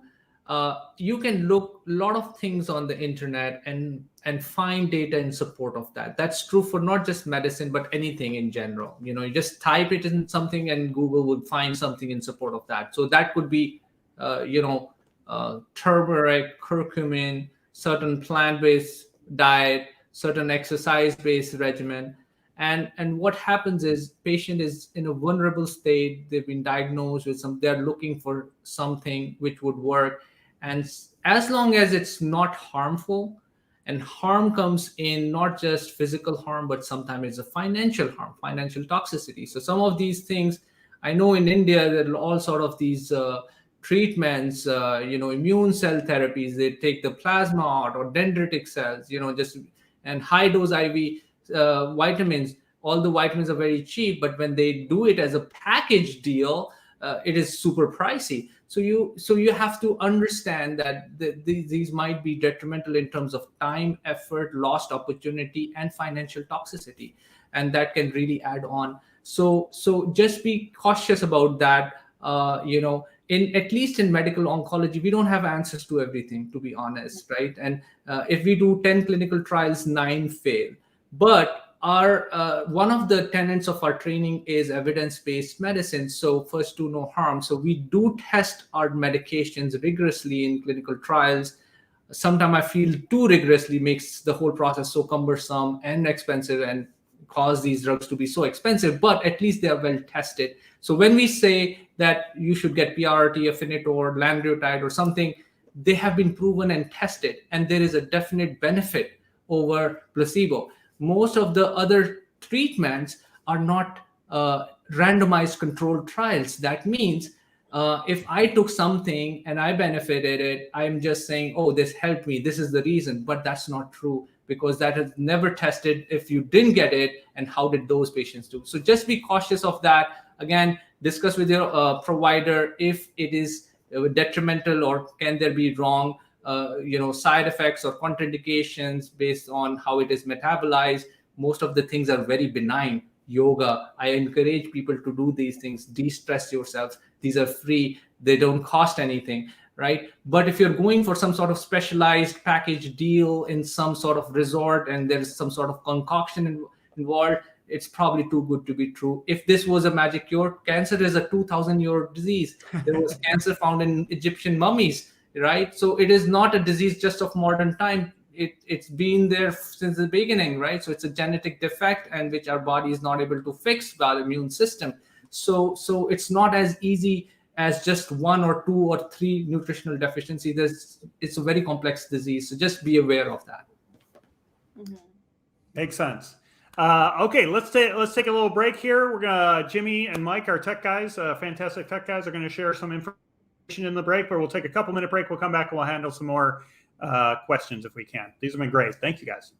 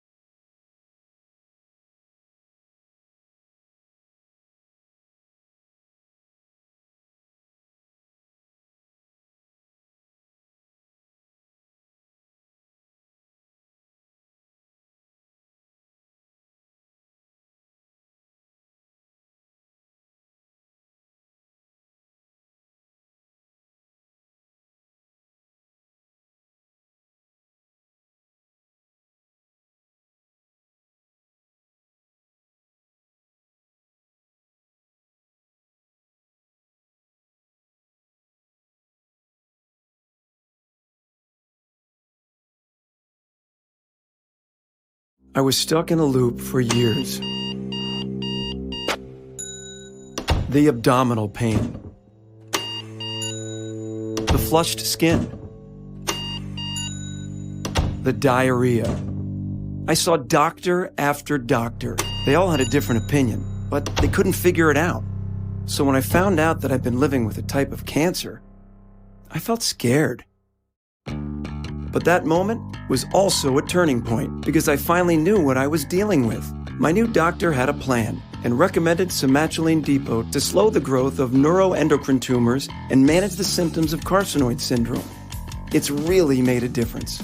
Somatuline Depot is a prescription medication for adults with gastrointestinal and pancreatic neuroendocrine tumors that have spread or cannot be removed, and for carcinoid syndrome to reduce the need for short-acting somatostatin medicine. The delivery system has been redesigned to help your healthcare provider with the monthly injection. Do not take if you're allergic to it. Tell your doctor right away if you have reactions like swelling of your face, lips, or tongue, breathing problems, fainting, itching, redness, rash, or dizziness. Serious side effects include gallstones and related complications like inflammation, gallbladder infection, and pancreatitis. Other serious side effects include high or low blood sugar, slow heart rate, high blood pressure, and changes in thyroid function. Tell your doctor about symptoms or side effects and about all your medical conditions and medicines before treatment, as they may affect each other and cause side effects. If you have Gepnets or carcinoid syndrome, make today a turning point by talking with your doctor about Somatuline Depot.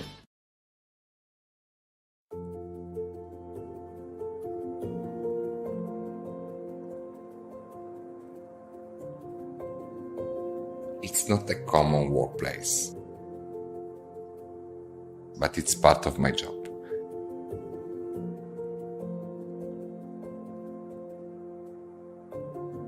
Working with radioactive material is challenging, but we know what we are doing.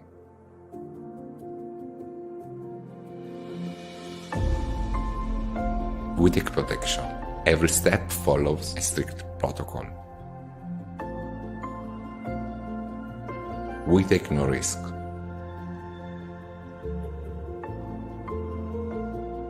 Patients need to receive the medicine in 72 hours. This is a great motivation. This is what we are here for every day.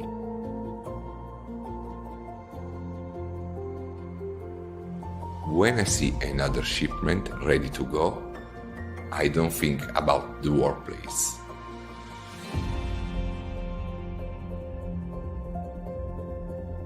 I feel pride to help a person in need.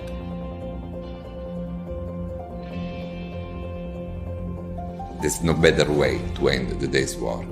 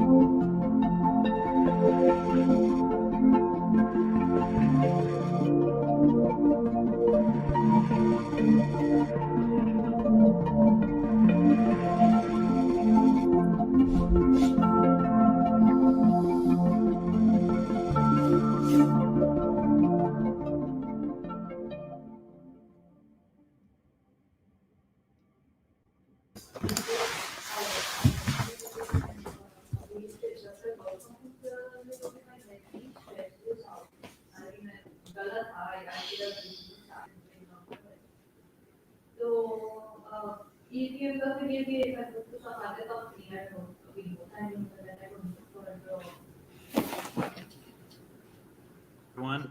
Hope you had a good break. Let's jump right back into the questions. We'll do about 15 more minutes of those, and then we'll have kind of each of the doctors share kind of, maybe their outlook or little thoughts about things maybe that we haven't covered that they'd like to share and let everyone know about. So right back to the questions that we had. How is dip neck diagnosed? All right, I can take that. Dipnish is a pre-cancerous form of lung nets in a way, in a very generalized term. Okay, it stands for diffuse idiopathic pulmonary neuroendocrine cell hyperplasia. So it is a pathological diagnosis. A pathologist usually calls it out. It's not really a clinical diagnosis. So there are some definition based on the WHO classified histopathology. So the tumor has to be at least 0.5 millimeter. It has to invade the basement membrane, and it shouldn't be a tumorlet. So there are pre-neoplastic form of lung nets. Some are called tumorlets. These are isolated 1 or 2 lesions. But when they're multiple, they're bilateral in the lung, numerous, and they meet these histopathological criteria based on the pathological evaluation. We call them dipnish or dipneck. We don't know a whole lot about them. They are super rare. They're found sometime as a part of diagnostic or management of lung nets. So when we resect the lung net tumor, we often find these dipnish tumorlets or as a on the side, and their clinical behavior can also vary based on patient to patient. From low grade, some can be very indolent and we don't have to worry about them, and some can be very aggressive, and and in literature even lung transplant has been noted or at least described for some of things. Fortunately, that's rare. But most often, dipnish usually cause intractable coughing, and it's usually a quality of life issue rather than true neoplastic progression. The patient often gets a lot of cough, and our focus is usually to how to suppress that cough. If they can be surgically resected, great. If not, if it's too diffuse, then we try to use some of our low-grade thoracic net techniques, somatostatin analogs, etc.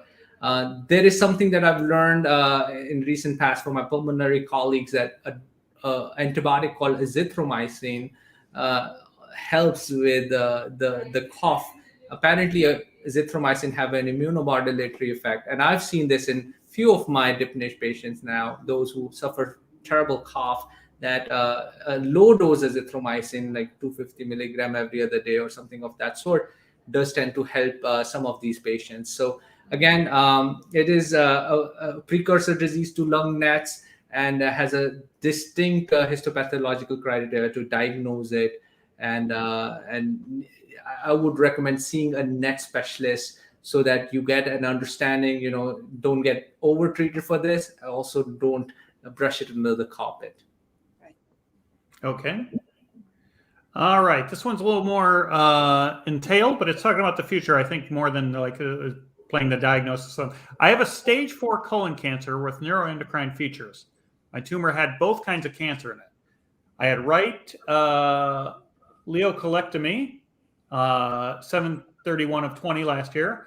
Clipfel, PT3N2B with extensive LVI tumor deposits, LN involvement with high-grade, poorly differentiated NEC components.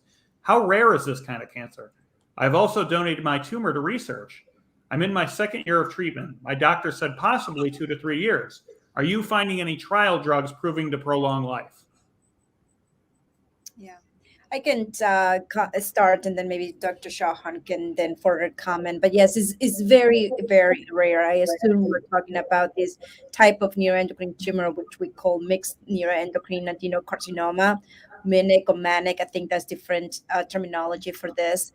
And so the way I treat those patients, that's why it's very important to have a good pathologist. I think we discussed earlier about having a multidisciplinary team, but at the same time having a good pathologist as well to help me differentiate between these different type of neuroendocrine tumors. And the thing that is important to know about this category of neuroendocrine tumors, sometimes they have more adenocarcinoma, in this case, a more colon cancer component than a neuroendocrine component. And it's important for me to know, because if it's a more colon cancer component than neuroendocrine tumor component, then most likely I'm going to do a colon cancer regimen. Now, if it's more neuroendocrine component, neuroendocrine carcinoma, then I will do a more of a neuroendocrine carcinoma type of chemotherapy with cisplatin and etoposide. But that's why it's very important for me when I encounter this situation to have a very, very good pathologist who can help me differentiate and to let me know what I'm seeing under the microscope. Like, I think that's very, very important. Okay. Another one, similar, kind of on after 4 cycles of LU-177 PRRT and eventual disease progression, do you see alpha PRRT as an option if and when it gets FDA approval? Yes, I think it's a great option, and it's currently, to my knowledge, under investigation. We have a clinical trial which would be opening very soon. It's a multi-center industry study which is looking at PRRT, alpha PRRT, post Lutathera progression. Based on the data, small data from Dr. Del Pasan's group in Houston, and also European data on alpha PRRT, this sounds very promising. And this is another form of PRRT. It's a different type of radiation, alpha versus beta. So both have its pros and cons, but it certainly seems to have a role. It's under investigation, so we don't know after the clinical trial reads out that we'll know how effective it is and if it is the way to go forward. But seems so far what I'm seeing in terms of prelim data seems promising, and it could be a potential option post Lutathera progression. The factors needs to be considered would be what is the bone marrow reserve. So any radiation-based treatment can be toxic to the bone marrow. So we need to make sure that the platelet counts are okay, the blood counts are okay to be able to tolerate any subsequent radiation-based treatment. Having said that, there is also emerging data for retreatment with PRRT, Lutathera, with limited doses. And Dr. Strasberg's group recently published a meta-analysis, basically a review of the entire literature, which looked into retreatment with Lutathera at time of progression. And they did find that there is a utility and it is safe to do. In Europe, that has been done for many years now. And in our centers, when patients progress on Lutathera, and if they had durable response, that means they did very well for a few years after Lutathera, it is certainly an attractive option to re-challenge it as long as we are able to get access to this particular drug in the retreatment setting. So all these options are fair game. Yep. Okay. This is a good one for everyone, I think, that we all start to think about it with all these scans. Does too much contrast during a CT scan have any effect on the spleen? I don't know about specifically the spleen, but is there things we should worry about on that? Spleen and beyond? Dr. Lu, why don't you take this? This is a good Dr. Lu question. Yeah, I don't understand the nature of the question, actually. The answer is no. No. No. Nothing to worry about there? Yes. I think the things to worry about with contrasted CT scan is the kidneys. And that too, don't want to alarm people with normal kidney functions, no problem. Hydrate yourself well, protect your kidneys. But patients with borderline kidney functions, you do have to be a little bit cautious about renal functions, monitor them because it can cause renal injuries. So hydration is very key. The other issues with contrasted scans are if somebody has iodine allergy. So you have to kind of deal with that, either do a different scan altogether or desensitize or use some pre-treatments. But nothing that I'm aware of in terms of spleen issues. Okay. Yep. All right. Yeah, specific there. With stage 4, low-grade tumor, what are the benefits and risks for surgery? What was it? Stage 4 what? Just stage 4 low-grade tumors. What are the benefits and risks for surgery? The age-old surgery versus medical oncology. Well, I think Dr. Chauhan, Dr. Del Rivero are well trained in this, so they could probably answer this. But I will tell you, so the risks from surgery are generally like surgeries, right? There's always bleeding and infection, right? So we always worry about that. If you come in weak, that always makes life harder because you can have other complications. You can have blood clots. You can have pneumonia. You can have, if your heart is not strong, you usually have a heart attack. So anything like that is very real. Then there become also complications specific for any particular surgery. So if you have operation for your pancreas, you can have pancreas problems, liver problems, bowel problems, stuff like that. So again, as with everything, surgery is not perfect. It's not perfect, but it is really quite good. So the benefits that you can derive can be great. One can relieve your suffering, right? Because there are a lot of people who have just chronic. Everyone has seen it before. As Steve, you've experienced it before, right? You got have chronic pain, chronic issues, stomach pain. The pain that comes from a bowel obstruction is what I've seen anyway. No pain that I have ever experienced. It is horrible. You can't get in the right position. It just hurts constantly. So if we can relieve that, that's always the first thing. And then the next thing we try to do is we try to prevent complications, right? So Dr. Chauhan mentioned maybe the gallbladder. So maybe if we can remove the gallbladder early on, that's better. Maybe if we can remove the tumor before you develop these horrible obstructions, that might be better. Maybe if I can remove a piece of your pancreas before it gets all clotted off and starts to become all unmanageable, that might be better. And a little bit to Dr. Rivero's point, is if you have a whole bunch of hormone that's being produced by these tumors, and even if I can get it down by 90%, that's, I may not have cured you of your disease, but I can definitely help you. And so all those things happen. And so I'd love to see what people comment on, but I think it is not uncommon for people to slowly have these weird symptoms and forget what it's like to be healthy, right? They forget what it was like to be normal, right? Normal. And so it can be a real struggle. And then once you do this stuff and get them all cleaned up and get them treated with their medicine and do their surgery, they're like, oh my gosh, I had forgotten what this feels like. So that's always what we're trying to do. And so those are the kind of the risks, generally, the risks and benefits we talk about. Yeah. Anything you guys like to add, or that cover it pretty much? Also, I'd like to add, I think surgery is unique in the sense that, it is very user dependent. Unlike medical oncologists, where sometimes our job is more like thought process and following certain set of rules and guidelines. But with surgery, a lot depends on the expertise of a surgeon. So if somebody needs to get a surgery, and if it was my family, I often would send them to somebody who's an expert in net surgeries, rather than a general surgical oncologist who don't operate on net tumors. That will be the only additional thing that I'd. Yeah, net can be a little challenging too, and I don't sound horrible when I say this, but lots and lots of people think they're experts in neuroendocrine, and not everyone is. And so the three people you have here have dedicated their lives and careers to this kind of cancer, so we kind of know what's going on, but it's hard sometimes to figure out who really knows, and how do you navigate that? I don't have an answer for you. But all I can tell you is that the three people and then the people, who participate with NCAN and the other foundations and stuff like that, they are really dedicated to this. I think that's something important to think about when you look for a specialist. Yeah, that's having these places to go when that time comes, to see who the experts think are the experts is obviously incredibly helpful. Okay, let's try and get a couple more in real quick. When NED, but a new tumor shows up down the road, will the Ki-67 grade, et cetera, will it always be the same, or is it likely to change?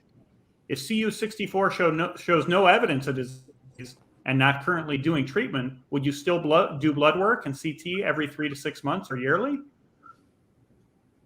Yeah, I can start with that. And then maybe Dr. Chauhan and Dr. Liu can comment further on that. One thing that I would like to comment here is that, as we mentioned earlier about biology of the neuroendocrine tumors, it takes the follow-up in this situation. So when do we do a biopsy, or when do we do rebiopsy? Because it's possible to do a rebiopsy on neuroendocrine tumor, and that's usually when we see that the biology of the neuroendocrine tumor change. Now, like for example, this question is like the neuroendocrine tumor was resected, and then years later, so sometime later, there is one lesion here that is likely to be a neuroendocrine tumor. So depending on what modality was done at the time, usually I like to say, okay, let me do a gallium scan, because we talked earlier about how good the gallium scan is to detect any other signs of disease.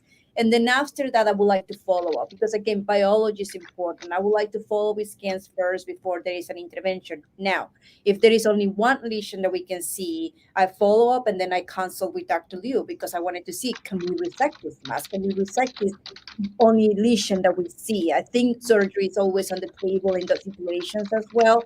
But again, biology is always important. And now, if we're able to resect the tumor, then we have a true value of what is any change on the K, what we call the Ki-67 in this situation on biology of the tumor. But yes, I mean, with one lesion, first, like the scans, like to do a whole gallium scan. I wanted to understand the biology. I called Dr. Liu to say, hey, what are your thoughts? Can we resect the tumor? Dr. Liu may say, let's just watch it for a little bit, or no, let's just try to do it right now. It's a discussion that we have with our experts. And I think, as I said earlier, always having a multidisciplinary discussion with our team is very, very important. I agree with Dr. Del Rivero.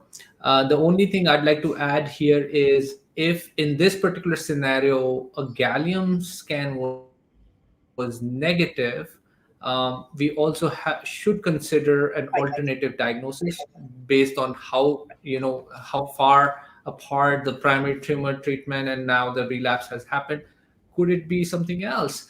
So a biopsy in this particular scenario might not be a bad option, especially if the nature of tumor is completely changed from a dotatate positive to something a dotatate negative. But to answer this question specifically, usually when the tumor relapses, usually the same grade. But in our field, we only deal with NET patients, so we have seen all sort of variations. I've seen patients where grade 1 has converted to grade 2 or a higher grade, and that can happen. Usually a higher grade converting to low grade is less of a possibility, but certainly the tumors can accumulate more mutations and become more aggressive, and that has been shown in some papers as well. In Memorial Sloan Kettering, they used to do serial biopsies, and do genetic evaluation, and what they realize is that as the tumor progresses, it tends to gather more mutations and tends to become more aggressive. So that's always a possibility. But a general right hand rule of thumb is, if the tumor relapses, usually it's the same grade, or at least that's our intuition. But if there are reasons to believe that there could be a discrepancy, or it's a heterogeneous disease, like in this particular case with the gallium scan being negative, I would be cautious. Biopsy is usually the safe bet to understand what are we dealing with. Is it completely, could it be a non-net? So that might be helpful. But I agree. I think once we've confirmed that this is a net, then just watch it and surveil, and then see if Dr. Liu would manage it. If this is a solitary net, it could be both diagnostic and therapeutic at the same time. Yeah. Okay, last question here. I don't know if this one is facetious or silly, or if it's even deeper than it seems on its surface. What is NET cancer? That's like comedy. What is comedy? Right? Is it really just a commentary on society, or are you just telling fart jokes? That's really the question. What is it? Can I answer that question? I want to answer that question. Yes. I think about this every day. I think the harder part is what I mean, in all seriousness, I mean, this is kind of deep, but the other question is like, what is cancer? Right? Sometimes that's a difficult thing to answer, right? And again, I think it has to do with the spectrum, right? So, for example, if you look at your skin, right, people have birthmarks all the time, right? And you look at that birthmark, like, oh my gosh, it looks horrible. But you've been looking at it for 20, 30, 40 years, right? For Dr. Del Rivero, at least 22 years, she's been looking at a birthmark. And you're like, well, I've been looking at it for 22 years and it's not changing, right? And it just so happens that we don't get CAT scans in everyone every day, right? So you don't know what people really have and what's going on. So it can be a challenge. And the reason I say that is because I've had patients who have like a little thing in their pancreas, and then they went to literally multiple surgeons. Like, you must have surgery, you must have surgery. And they come to me like, why would you want to have surgery? This is not going to change. You probably had it for a long time, and we'll just watch it. Now, admittedly, I've done this a lot, so I can sniff out the differences between the two, right? But the issue is that it's probably just a growth, right? Now, there are horrible cancers. Don't get me wrong. There are, horrible lung cancers, horrible brain cancers. I mean, people die of cancer in weeks, right? We have all seen that. It's horrifying. So, but the question is, what is neuroendocrine cancer, right? And so neuroendocrine cancer is basically when you have some kind of disease process in which it hurts you and threatens your life. I mean, that's how I think of it, right? And so some people have such benign disease, despite the fact it's stage 4. Stage 4, oh, it's horrible. But they can have stage 4 and they can live for a very, very long time. Some without treatment. I literally have patients who have had surgery, 10 years ago, 12 years ago. They're not on any treatment. I see their liver metastases and nothing happens. So there's a limitation to our understanding. There's no question. As you have heard many times from the panelists here, it all depends on the biology of the cancer, the personality of the cancer, right? So there's a lot there. So the question is, what is neuroendocrine cancer? It is a spectrum of diseases that comes from an unusual source of this diffuse neuroendocrine system that in some cases can be extremely indolent and in some cases can be extremely aggressive and deadly. And so that's why seeing someone who understands all the points in between is extremely critical. Great. Doctors, anything to add to that? And then I'll have anything you'd like to add to that right now? No, I think that was a lot of philosophy for one question. That was an amazing answer from Dr. Leo. But I do want to say something because here we have, before COVID, we used to have our summer students, our high school students. And I remember a lot of these high school students asking me, what is the neuroendocrine tumor and what is a neuroendocrine cancer? I mean, I always got like my students were asking me. And my answer to them was that what we call neuroendocrine tumor is because they have the capacity to produce a certain substance, what we call hormones, because that's what a neuroendocrine tumor do. They can produce hormone. And also when we look under the microscope, they have a very specific morphology that they can express either a chromogranin, kind of like what we see under the microscope, not what is measured in the blood, because as we all know, we usually don't like to measure chromogranin in the blood, or they can also express another protein called synaptophysin. So it's kind of like when you look at the microscope and they express these specific things, plus the capacity to produce these hormones or peptides that we call hormones, that's what we call neuroendocrine tumors. It can be anywhere in the body because we have neuroendocrine cells anywhere in the body. So as for example, we have the neuroendocrine tumors skin, and that's what we call a Merkel cell cancer. And it's important to know, that's why Dr. Liu was saying about the spectrums of neuroendocrine tumors, because it can be anywhere in the body. We have neuroendocrine tumor of the thyroid, so that's called medullary thyroid cancer. We have neuroendocrine tumor of the adrenal gland, that's a pheochromocytoma.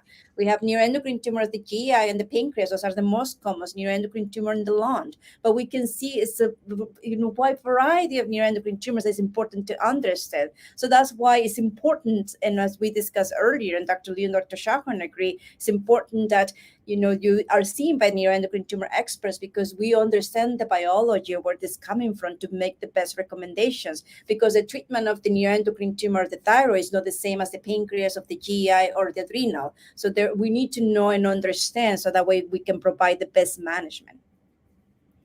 Nice. All right. Well, thank you. Well, first of all, thank you all for your time. I know we spent almost 3 hours talking about this. I'm going to wrap up with one question that I'd just like you each to kind of field on your own. Let's start with, since they just spoke, Dr. Chauhan. Let's see here. Let me see. What's the one thing we should all keep in mind regarding the diagnosis and treatment of NET cancer in 2021? All right. So that's a good question. We can go another 3 hours on that. But I think the critical things I would highlight what a NET patient should know and should try to do when they're diagnosed, to seek out a NET specialist, because they're equipped with, it's not a one-person show. We might be the face of our individual programs, but there is literally 20 people behind us, including pathologists who specialize in NATs, surgeons who specialize in NATs, and interventional radiologists, nuclear medicine specialists. So it's a team effort, including our nursing, dietitians, and so many others who are just catering towards the special needs for the NETs patients. So seek out NET specialists. There are not few, but there are quite a few. Every state has some. If not, then at least nearby states have some. So certainly seek out NET specialists. That's definitely very important. The other thing I would highlight is that especially for our patients who have progressed on standard of care therapies, and participation in clinical trials is the way forward to find newer therapies for our patients. And this is how we have advanced our science. In last 5 or 7 years, we have had slew of FDA approvals, new treatments. This wasn't the case when I was a fellow. I have unfortunately lost patients with no access to PRRT, no access to some other treatments which we take for granted now. That was only possible because of investigators before me, Dr. Liu, and many others who have kind of worked day and night to work on new therapies. So we have to continue that process and develop newer therapies. So consider clinical trial participation. Look for those in clinicaltrials.gov. There are so many options, so many cutting edge options available at present. And that would be the 2 things that I would recommend. Awesome. Dr. Della Rivero, well, what do you think? Yes. I mean, something I want to say, besides of, I completely agree with Dr. Chauhan's comment, but one thing that I would like to add to that is I'm hopeful, for this, for everything that is coming. I think we are now, with the energy of Dr. Chauhan, the motivation of Dr. Liu, and which is very contagious. I think that we are now more and more people who have an interest in studying neuroendocrine tumors. I think now we are. There are more treatments now. I mean, what it was 10 years ago, 20 years ago, as Maryann said earlier, 10 years ago, there is only one treatment. Now we have other options. And I think there's more coming up. Like Dr. Chauhan is working, he's not sleeping. I have to say, I don't know how Dr. Chauhan sleeps. He works day and night, and he has so many clinical studies for neuroendocrine tumors. And Dr. Liu, with expertise in surgery, I think what I can say, I'm very, very hopeful of the opportunities that we see in the future. I think that we have a lot of opportunities for new treatments. I wanted to say to the patients that you are our motivation and our inspiration at the same time. You're not alone because you have a group of experts who is looking up for you. And I completely agree with Dr. Liu and saying in a statement, go out there, increase awareness. I think people need you. This is a rare disease. There is so much to learn. People sometimes they lose hope because they have to travel long distances. They need a support system, and I think groups like NCAN and other groups and Dr. Liu and Healing Net, they're wonderful organizations who gives the support that the patients need, and we're here for you. We're all a team: patients, physicians, everyone. We are a team, and we're with you together. That's what I can say. Fantastic, and that's nice. That's nice to hear from that. Yes, exactly. That's great from our end to hear that. So thank you. How about you, Dr. Liu? Any final thought on that? Where we are in 2021? Something deep, okay? Well, I mean, I don't know. I think actually, Dr. Della Rivera, I think the hopefulness is actually super important. I'm just going to piggyback on what Dr. Della Rivera just said. I am hopeful because when I first started, let me just tell you a quick story. I got into this business because there weren't that many people who did this. And, my chairman of surgery at the time just really felt strongly that neuroendocrine needed more champions. And we had some old docs who had done it, like super old docs who were doing it. And there just wasn't that much. But now we have people like Dr. Chauhan, people like Dr. Della Rivera, people like, many, many other young people who are getting into the business who see it. And so there's a ton of hope. One time, a patient of mine, who I actually saw just once, she unfortunately passed away, but her son wrote me a letter. And he wrote to me, he said, "For us, hope is like air. It is everything that we hold on to. It is what sustains us." And so I am hopeful for all the young people who are coming up behind me, right? So Dr. Chauhan is standing on my shoulders, apparently, to do the great work that he's doing. And Dr. Rivero is doing all these great things, and there are people who are aware. And at the same time, Maryann and Bob and her whole family has dedicated their lives to creating support groups so people don't feel alone. There are new, from the medical perspective, there are new treatments and alpha and all these. I mean, that's all fantastic, but still, it's about the hope for our community, and that hope that people can still live their lives and they can still be strong and they can still be with their families and they can still love, right? Because we have lost 700,000 people in the past year to a horrible, weird virus that came out of nowhere, right? We still have people, unfortunately, who are dying of opiate overdoses, and cocaine is making its way back nowadays. We still have people who are dying from suicide and from homicides every single day. So, I feel like there's so much hope because in our community, there's growth and there's understanding. And as long as we all stick together, we all have that hope. Yeah. That's fantastic. Let's keep those applause going for our three doctors today on the panel. Thank you. Of course, our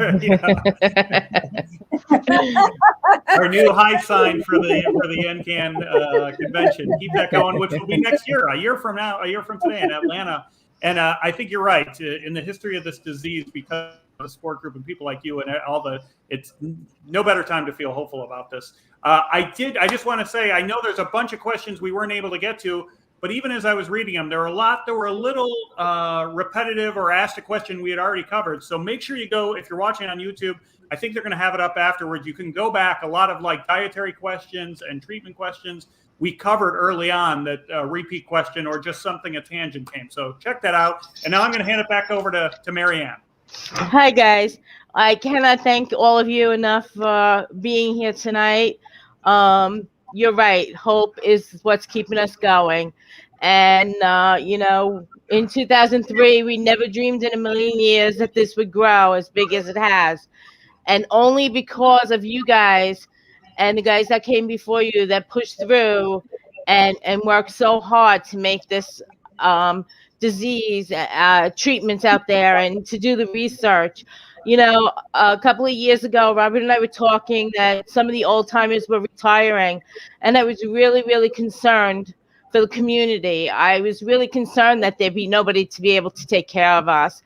And so many of you have stepped up and really have made us have hope again and know that we're not alone in this. And anybody that's out there listening, please go on the website, watch the videos. We'll probably have this up posted first thing in the morning. But just know that you're not alone and know that NCAN is here. Our hotline is open 7 days a week, 365 days a year. 9 a.m. to 9 p.m. Eastern Standard Time. Please don't call me at midnight in California. But, sorry, I love you, Steve. But, we try to answer the phone as often as we can. If you leave a message, I will get back to you as soon as I can. And just make sure that you go out, spread the word, learn an elevator speech of how to talk about neuroendocrine. Wear your t-shirts, wear your zebra ribbons, talk to anybody you meet. You never know who's standing next to you who may have the disease. I can't tell you how many times I've been wearing my t-shirts and somebody else say, oh my God, I know somebody with this disease. I know somebody with that disease. This last couple of weeks, we have found 5 people from either friends of friends who were diagnosed in the last 3 weeks. I have had at least 5 people who have been friends of mine who've had friends that had it. So please spread the word, because the only way we're going to get attention is if we keep spreading the word. So again, let's keep the hope going. Know that you're not alone. And guys, honestly, I thank you from the bottom of my heart, because I could not do this without you. The sponsors, we are so eternally grateful for all your support, especially during this whole COVID situation, and being there for the last 20 years. So have a great night, and we'll talk to you soon. Bye-bye. Great. Bye. Special shout out to NCAN and happy birthday, Bob. Yes, happy birthday, Happy birthday, Bob. Thank you. Bye. Bye, guys. Thanks again. Bye.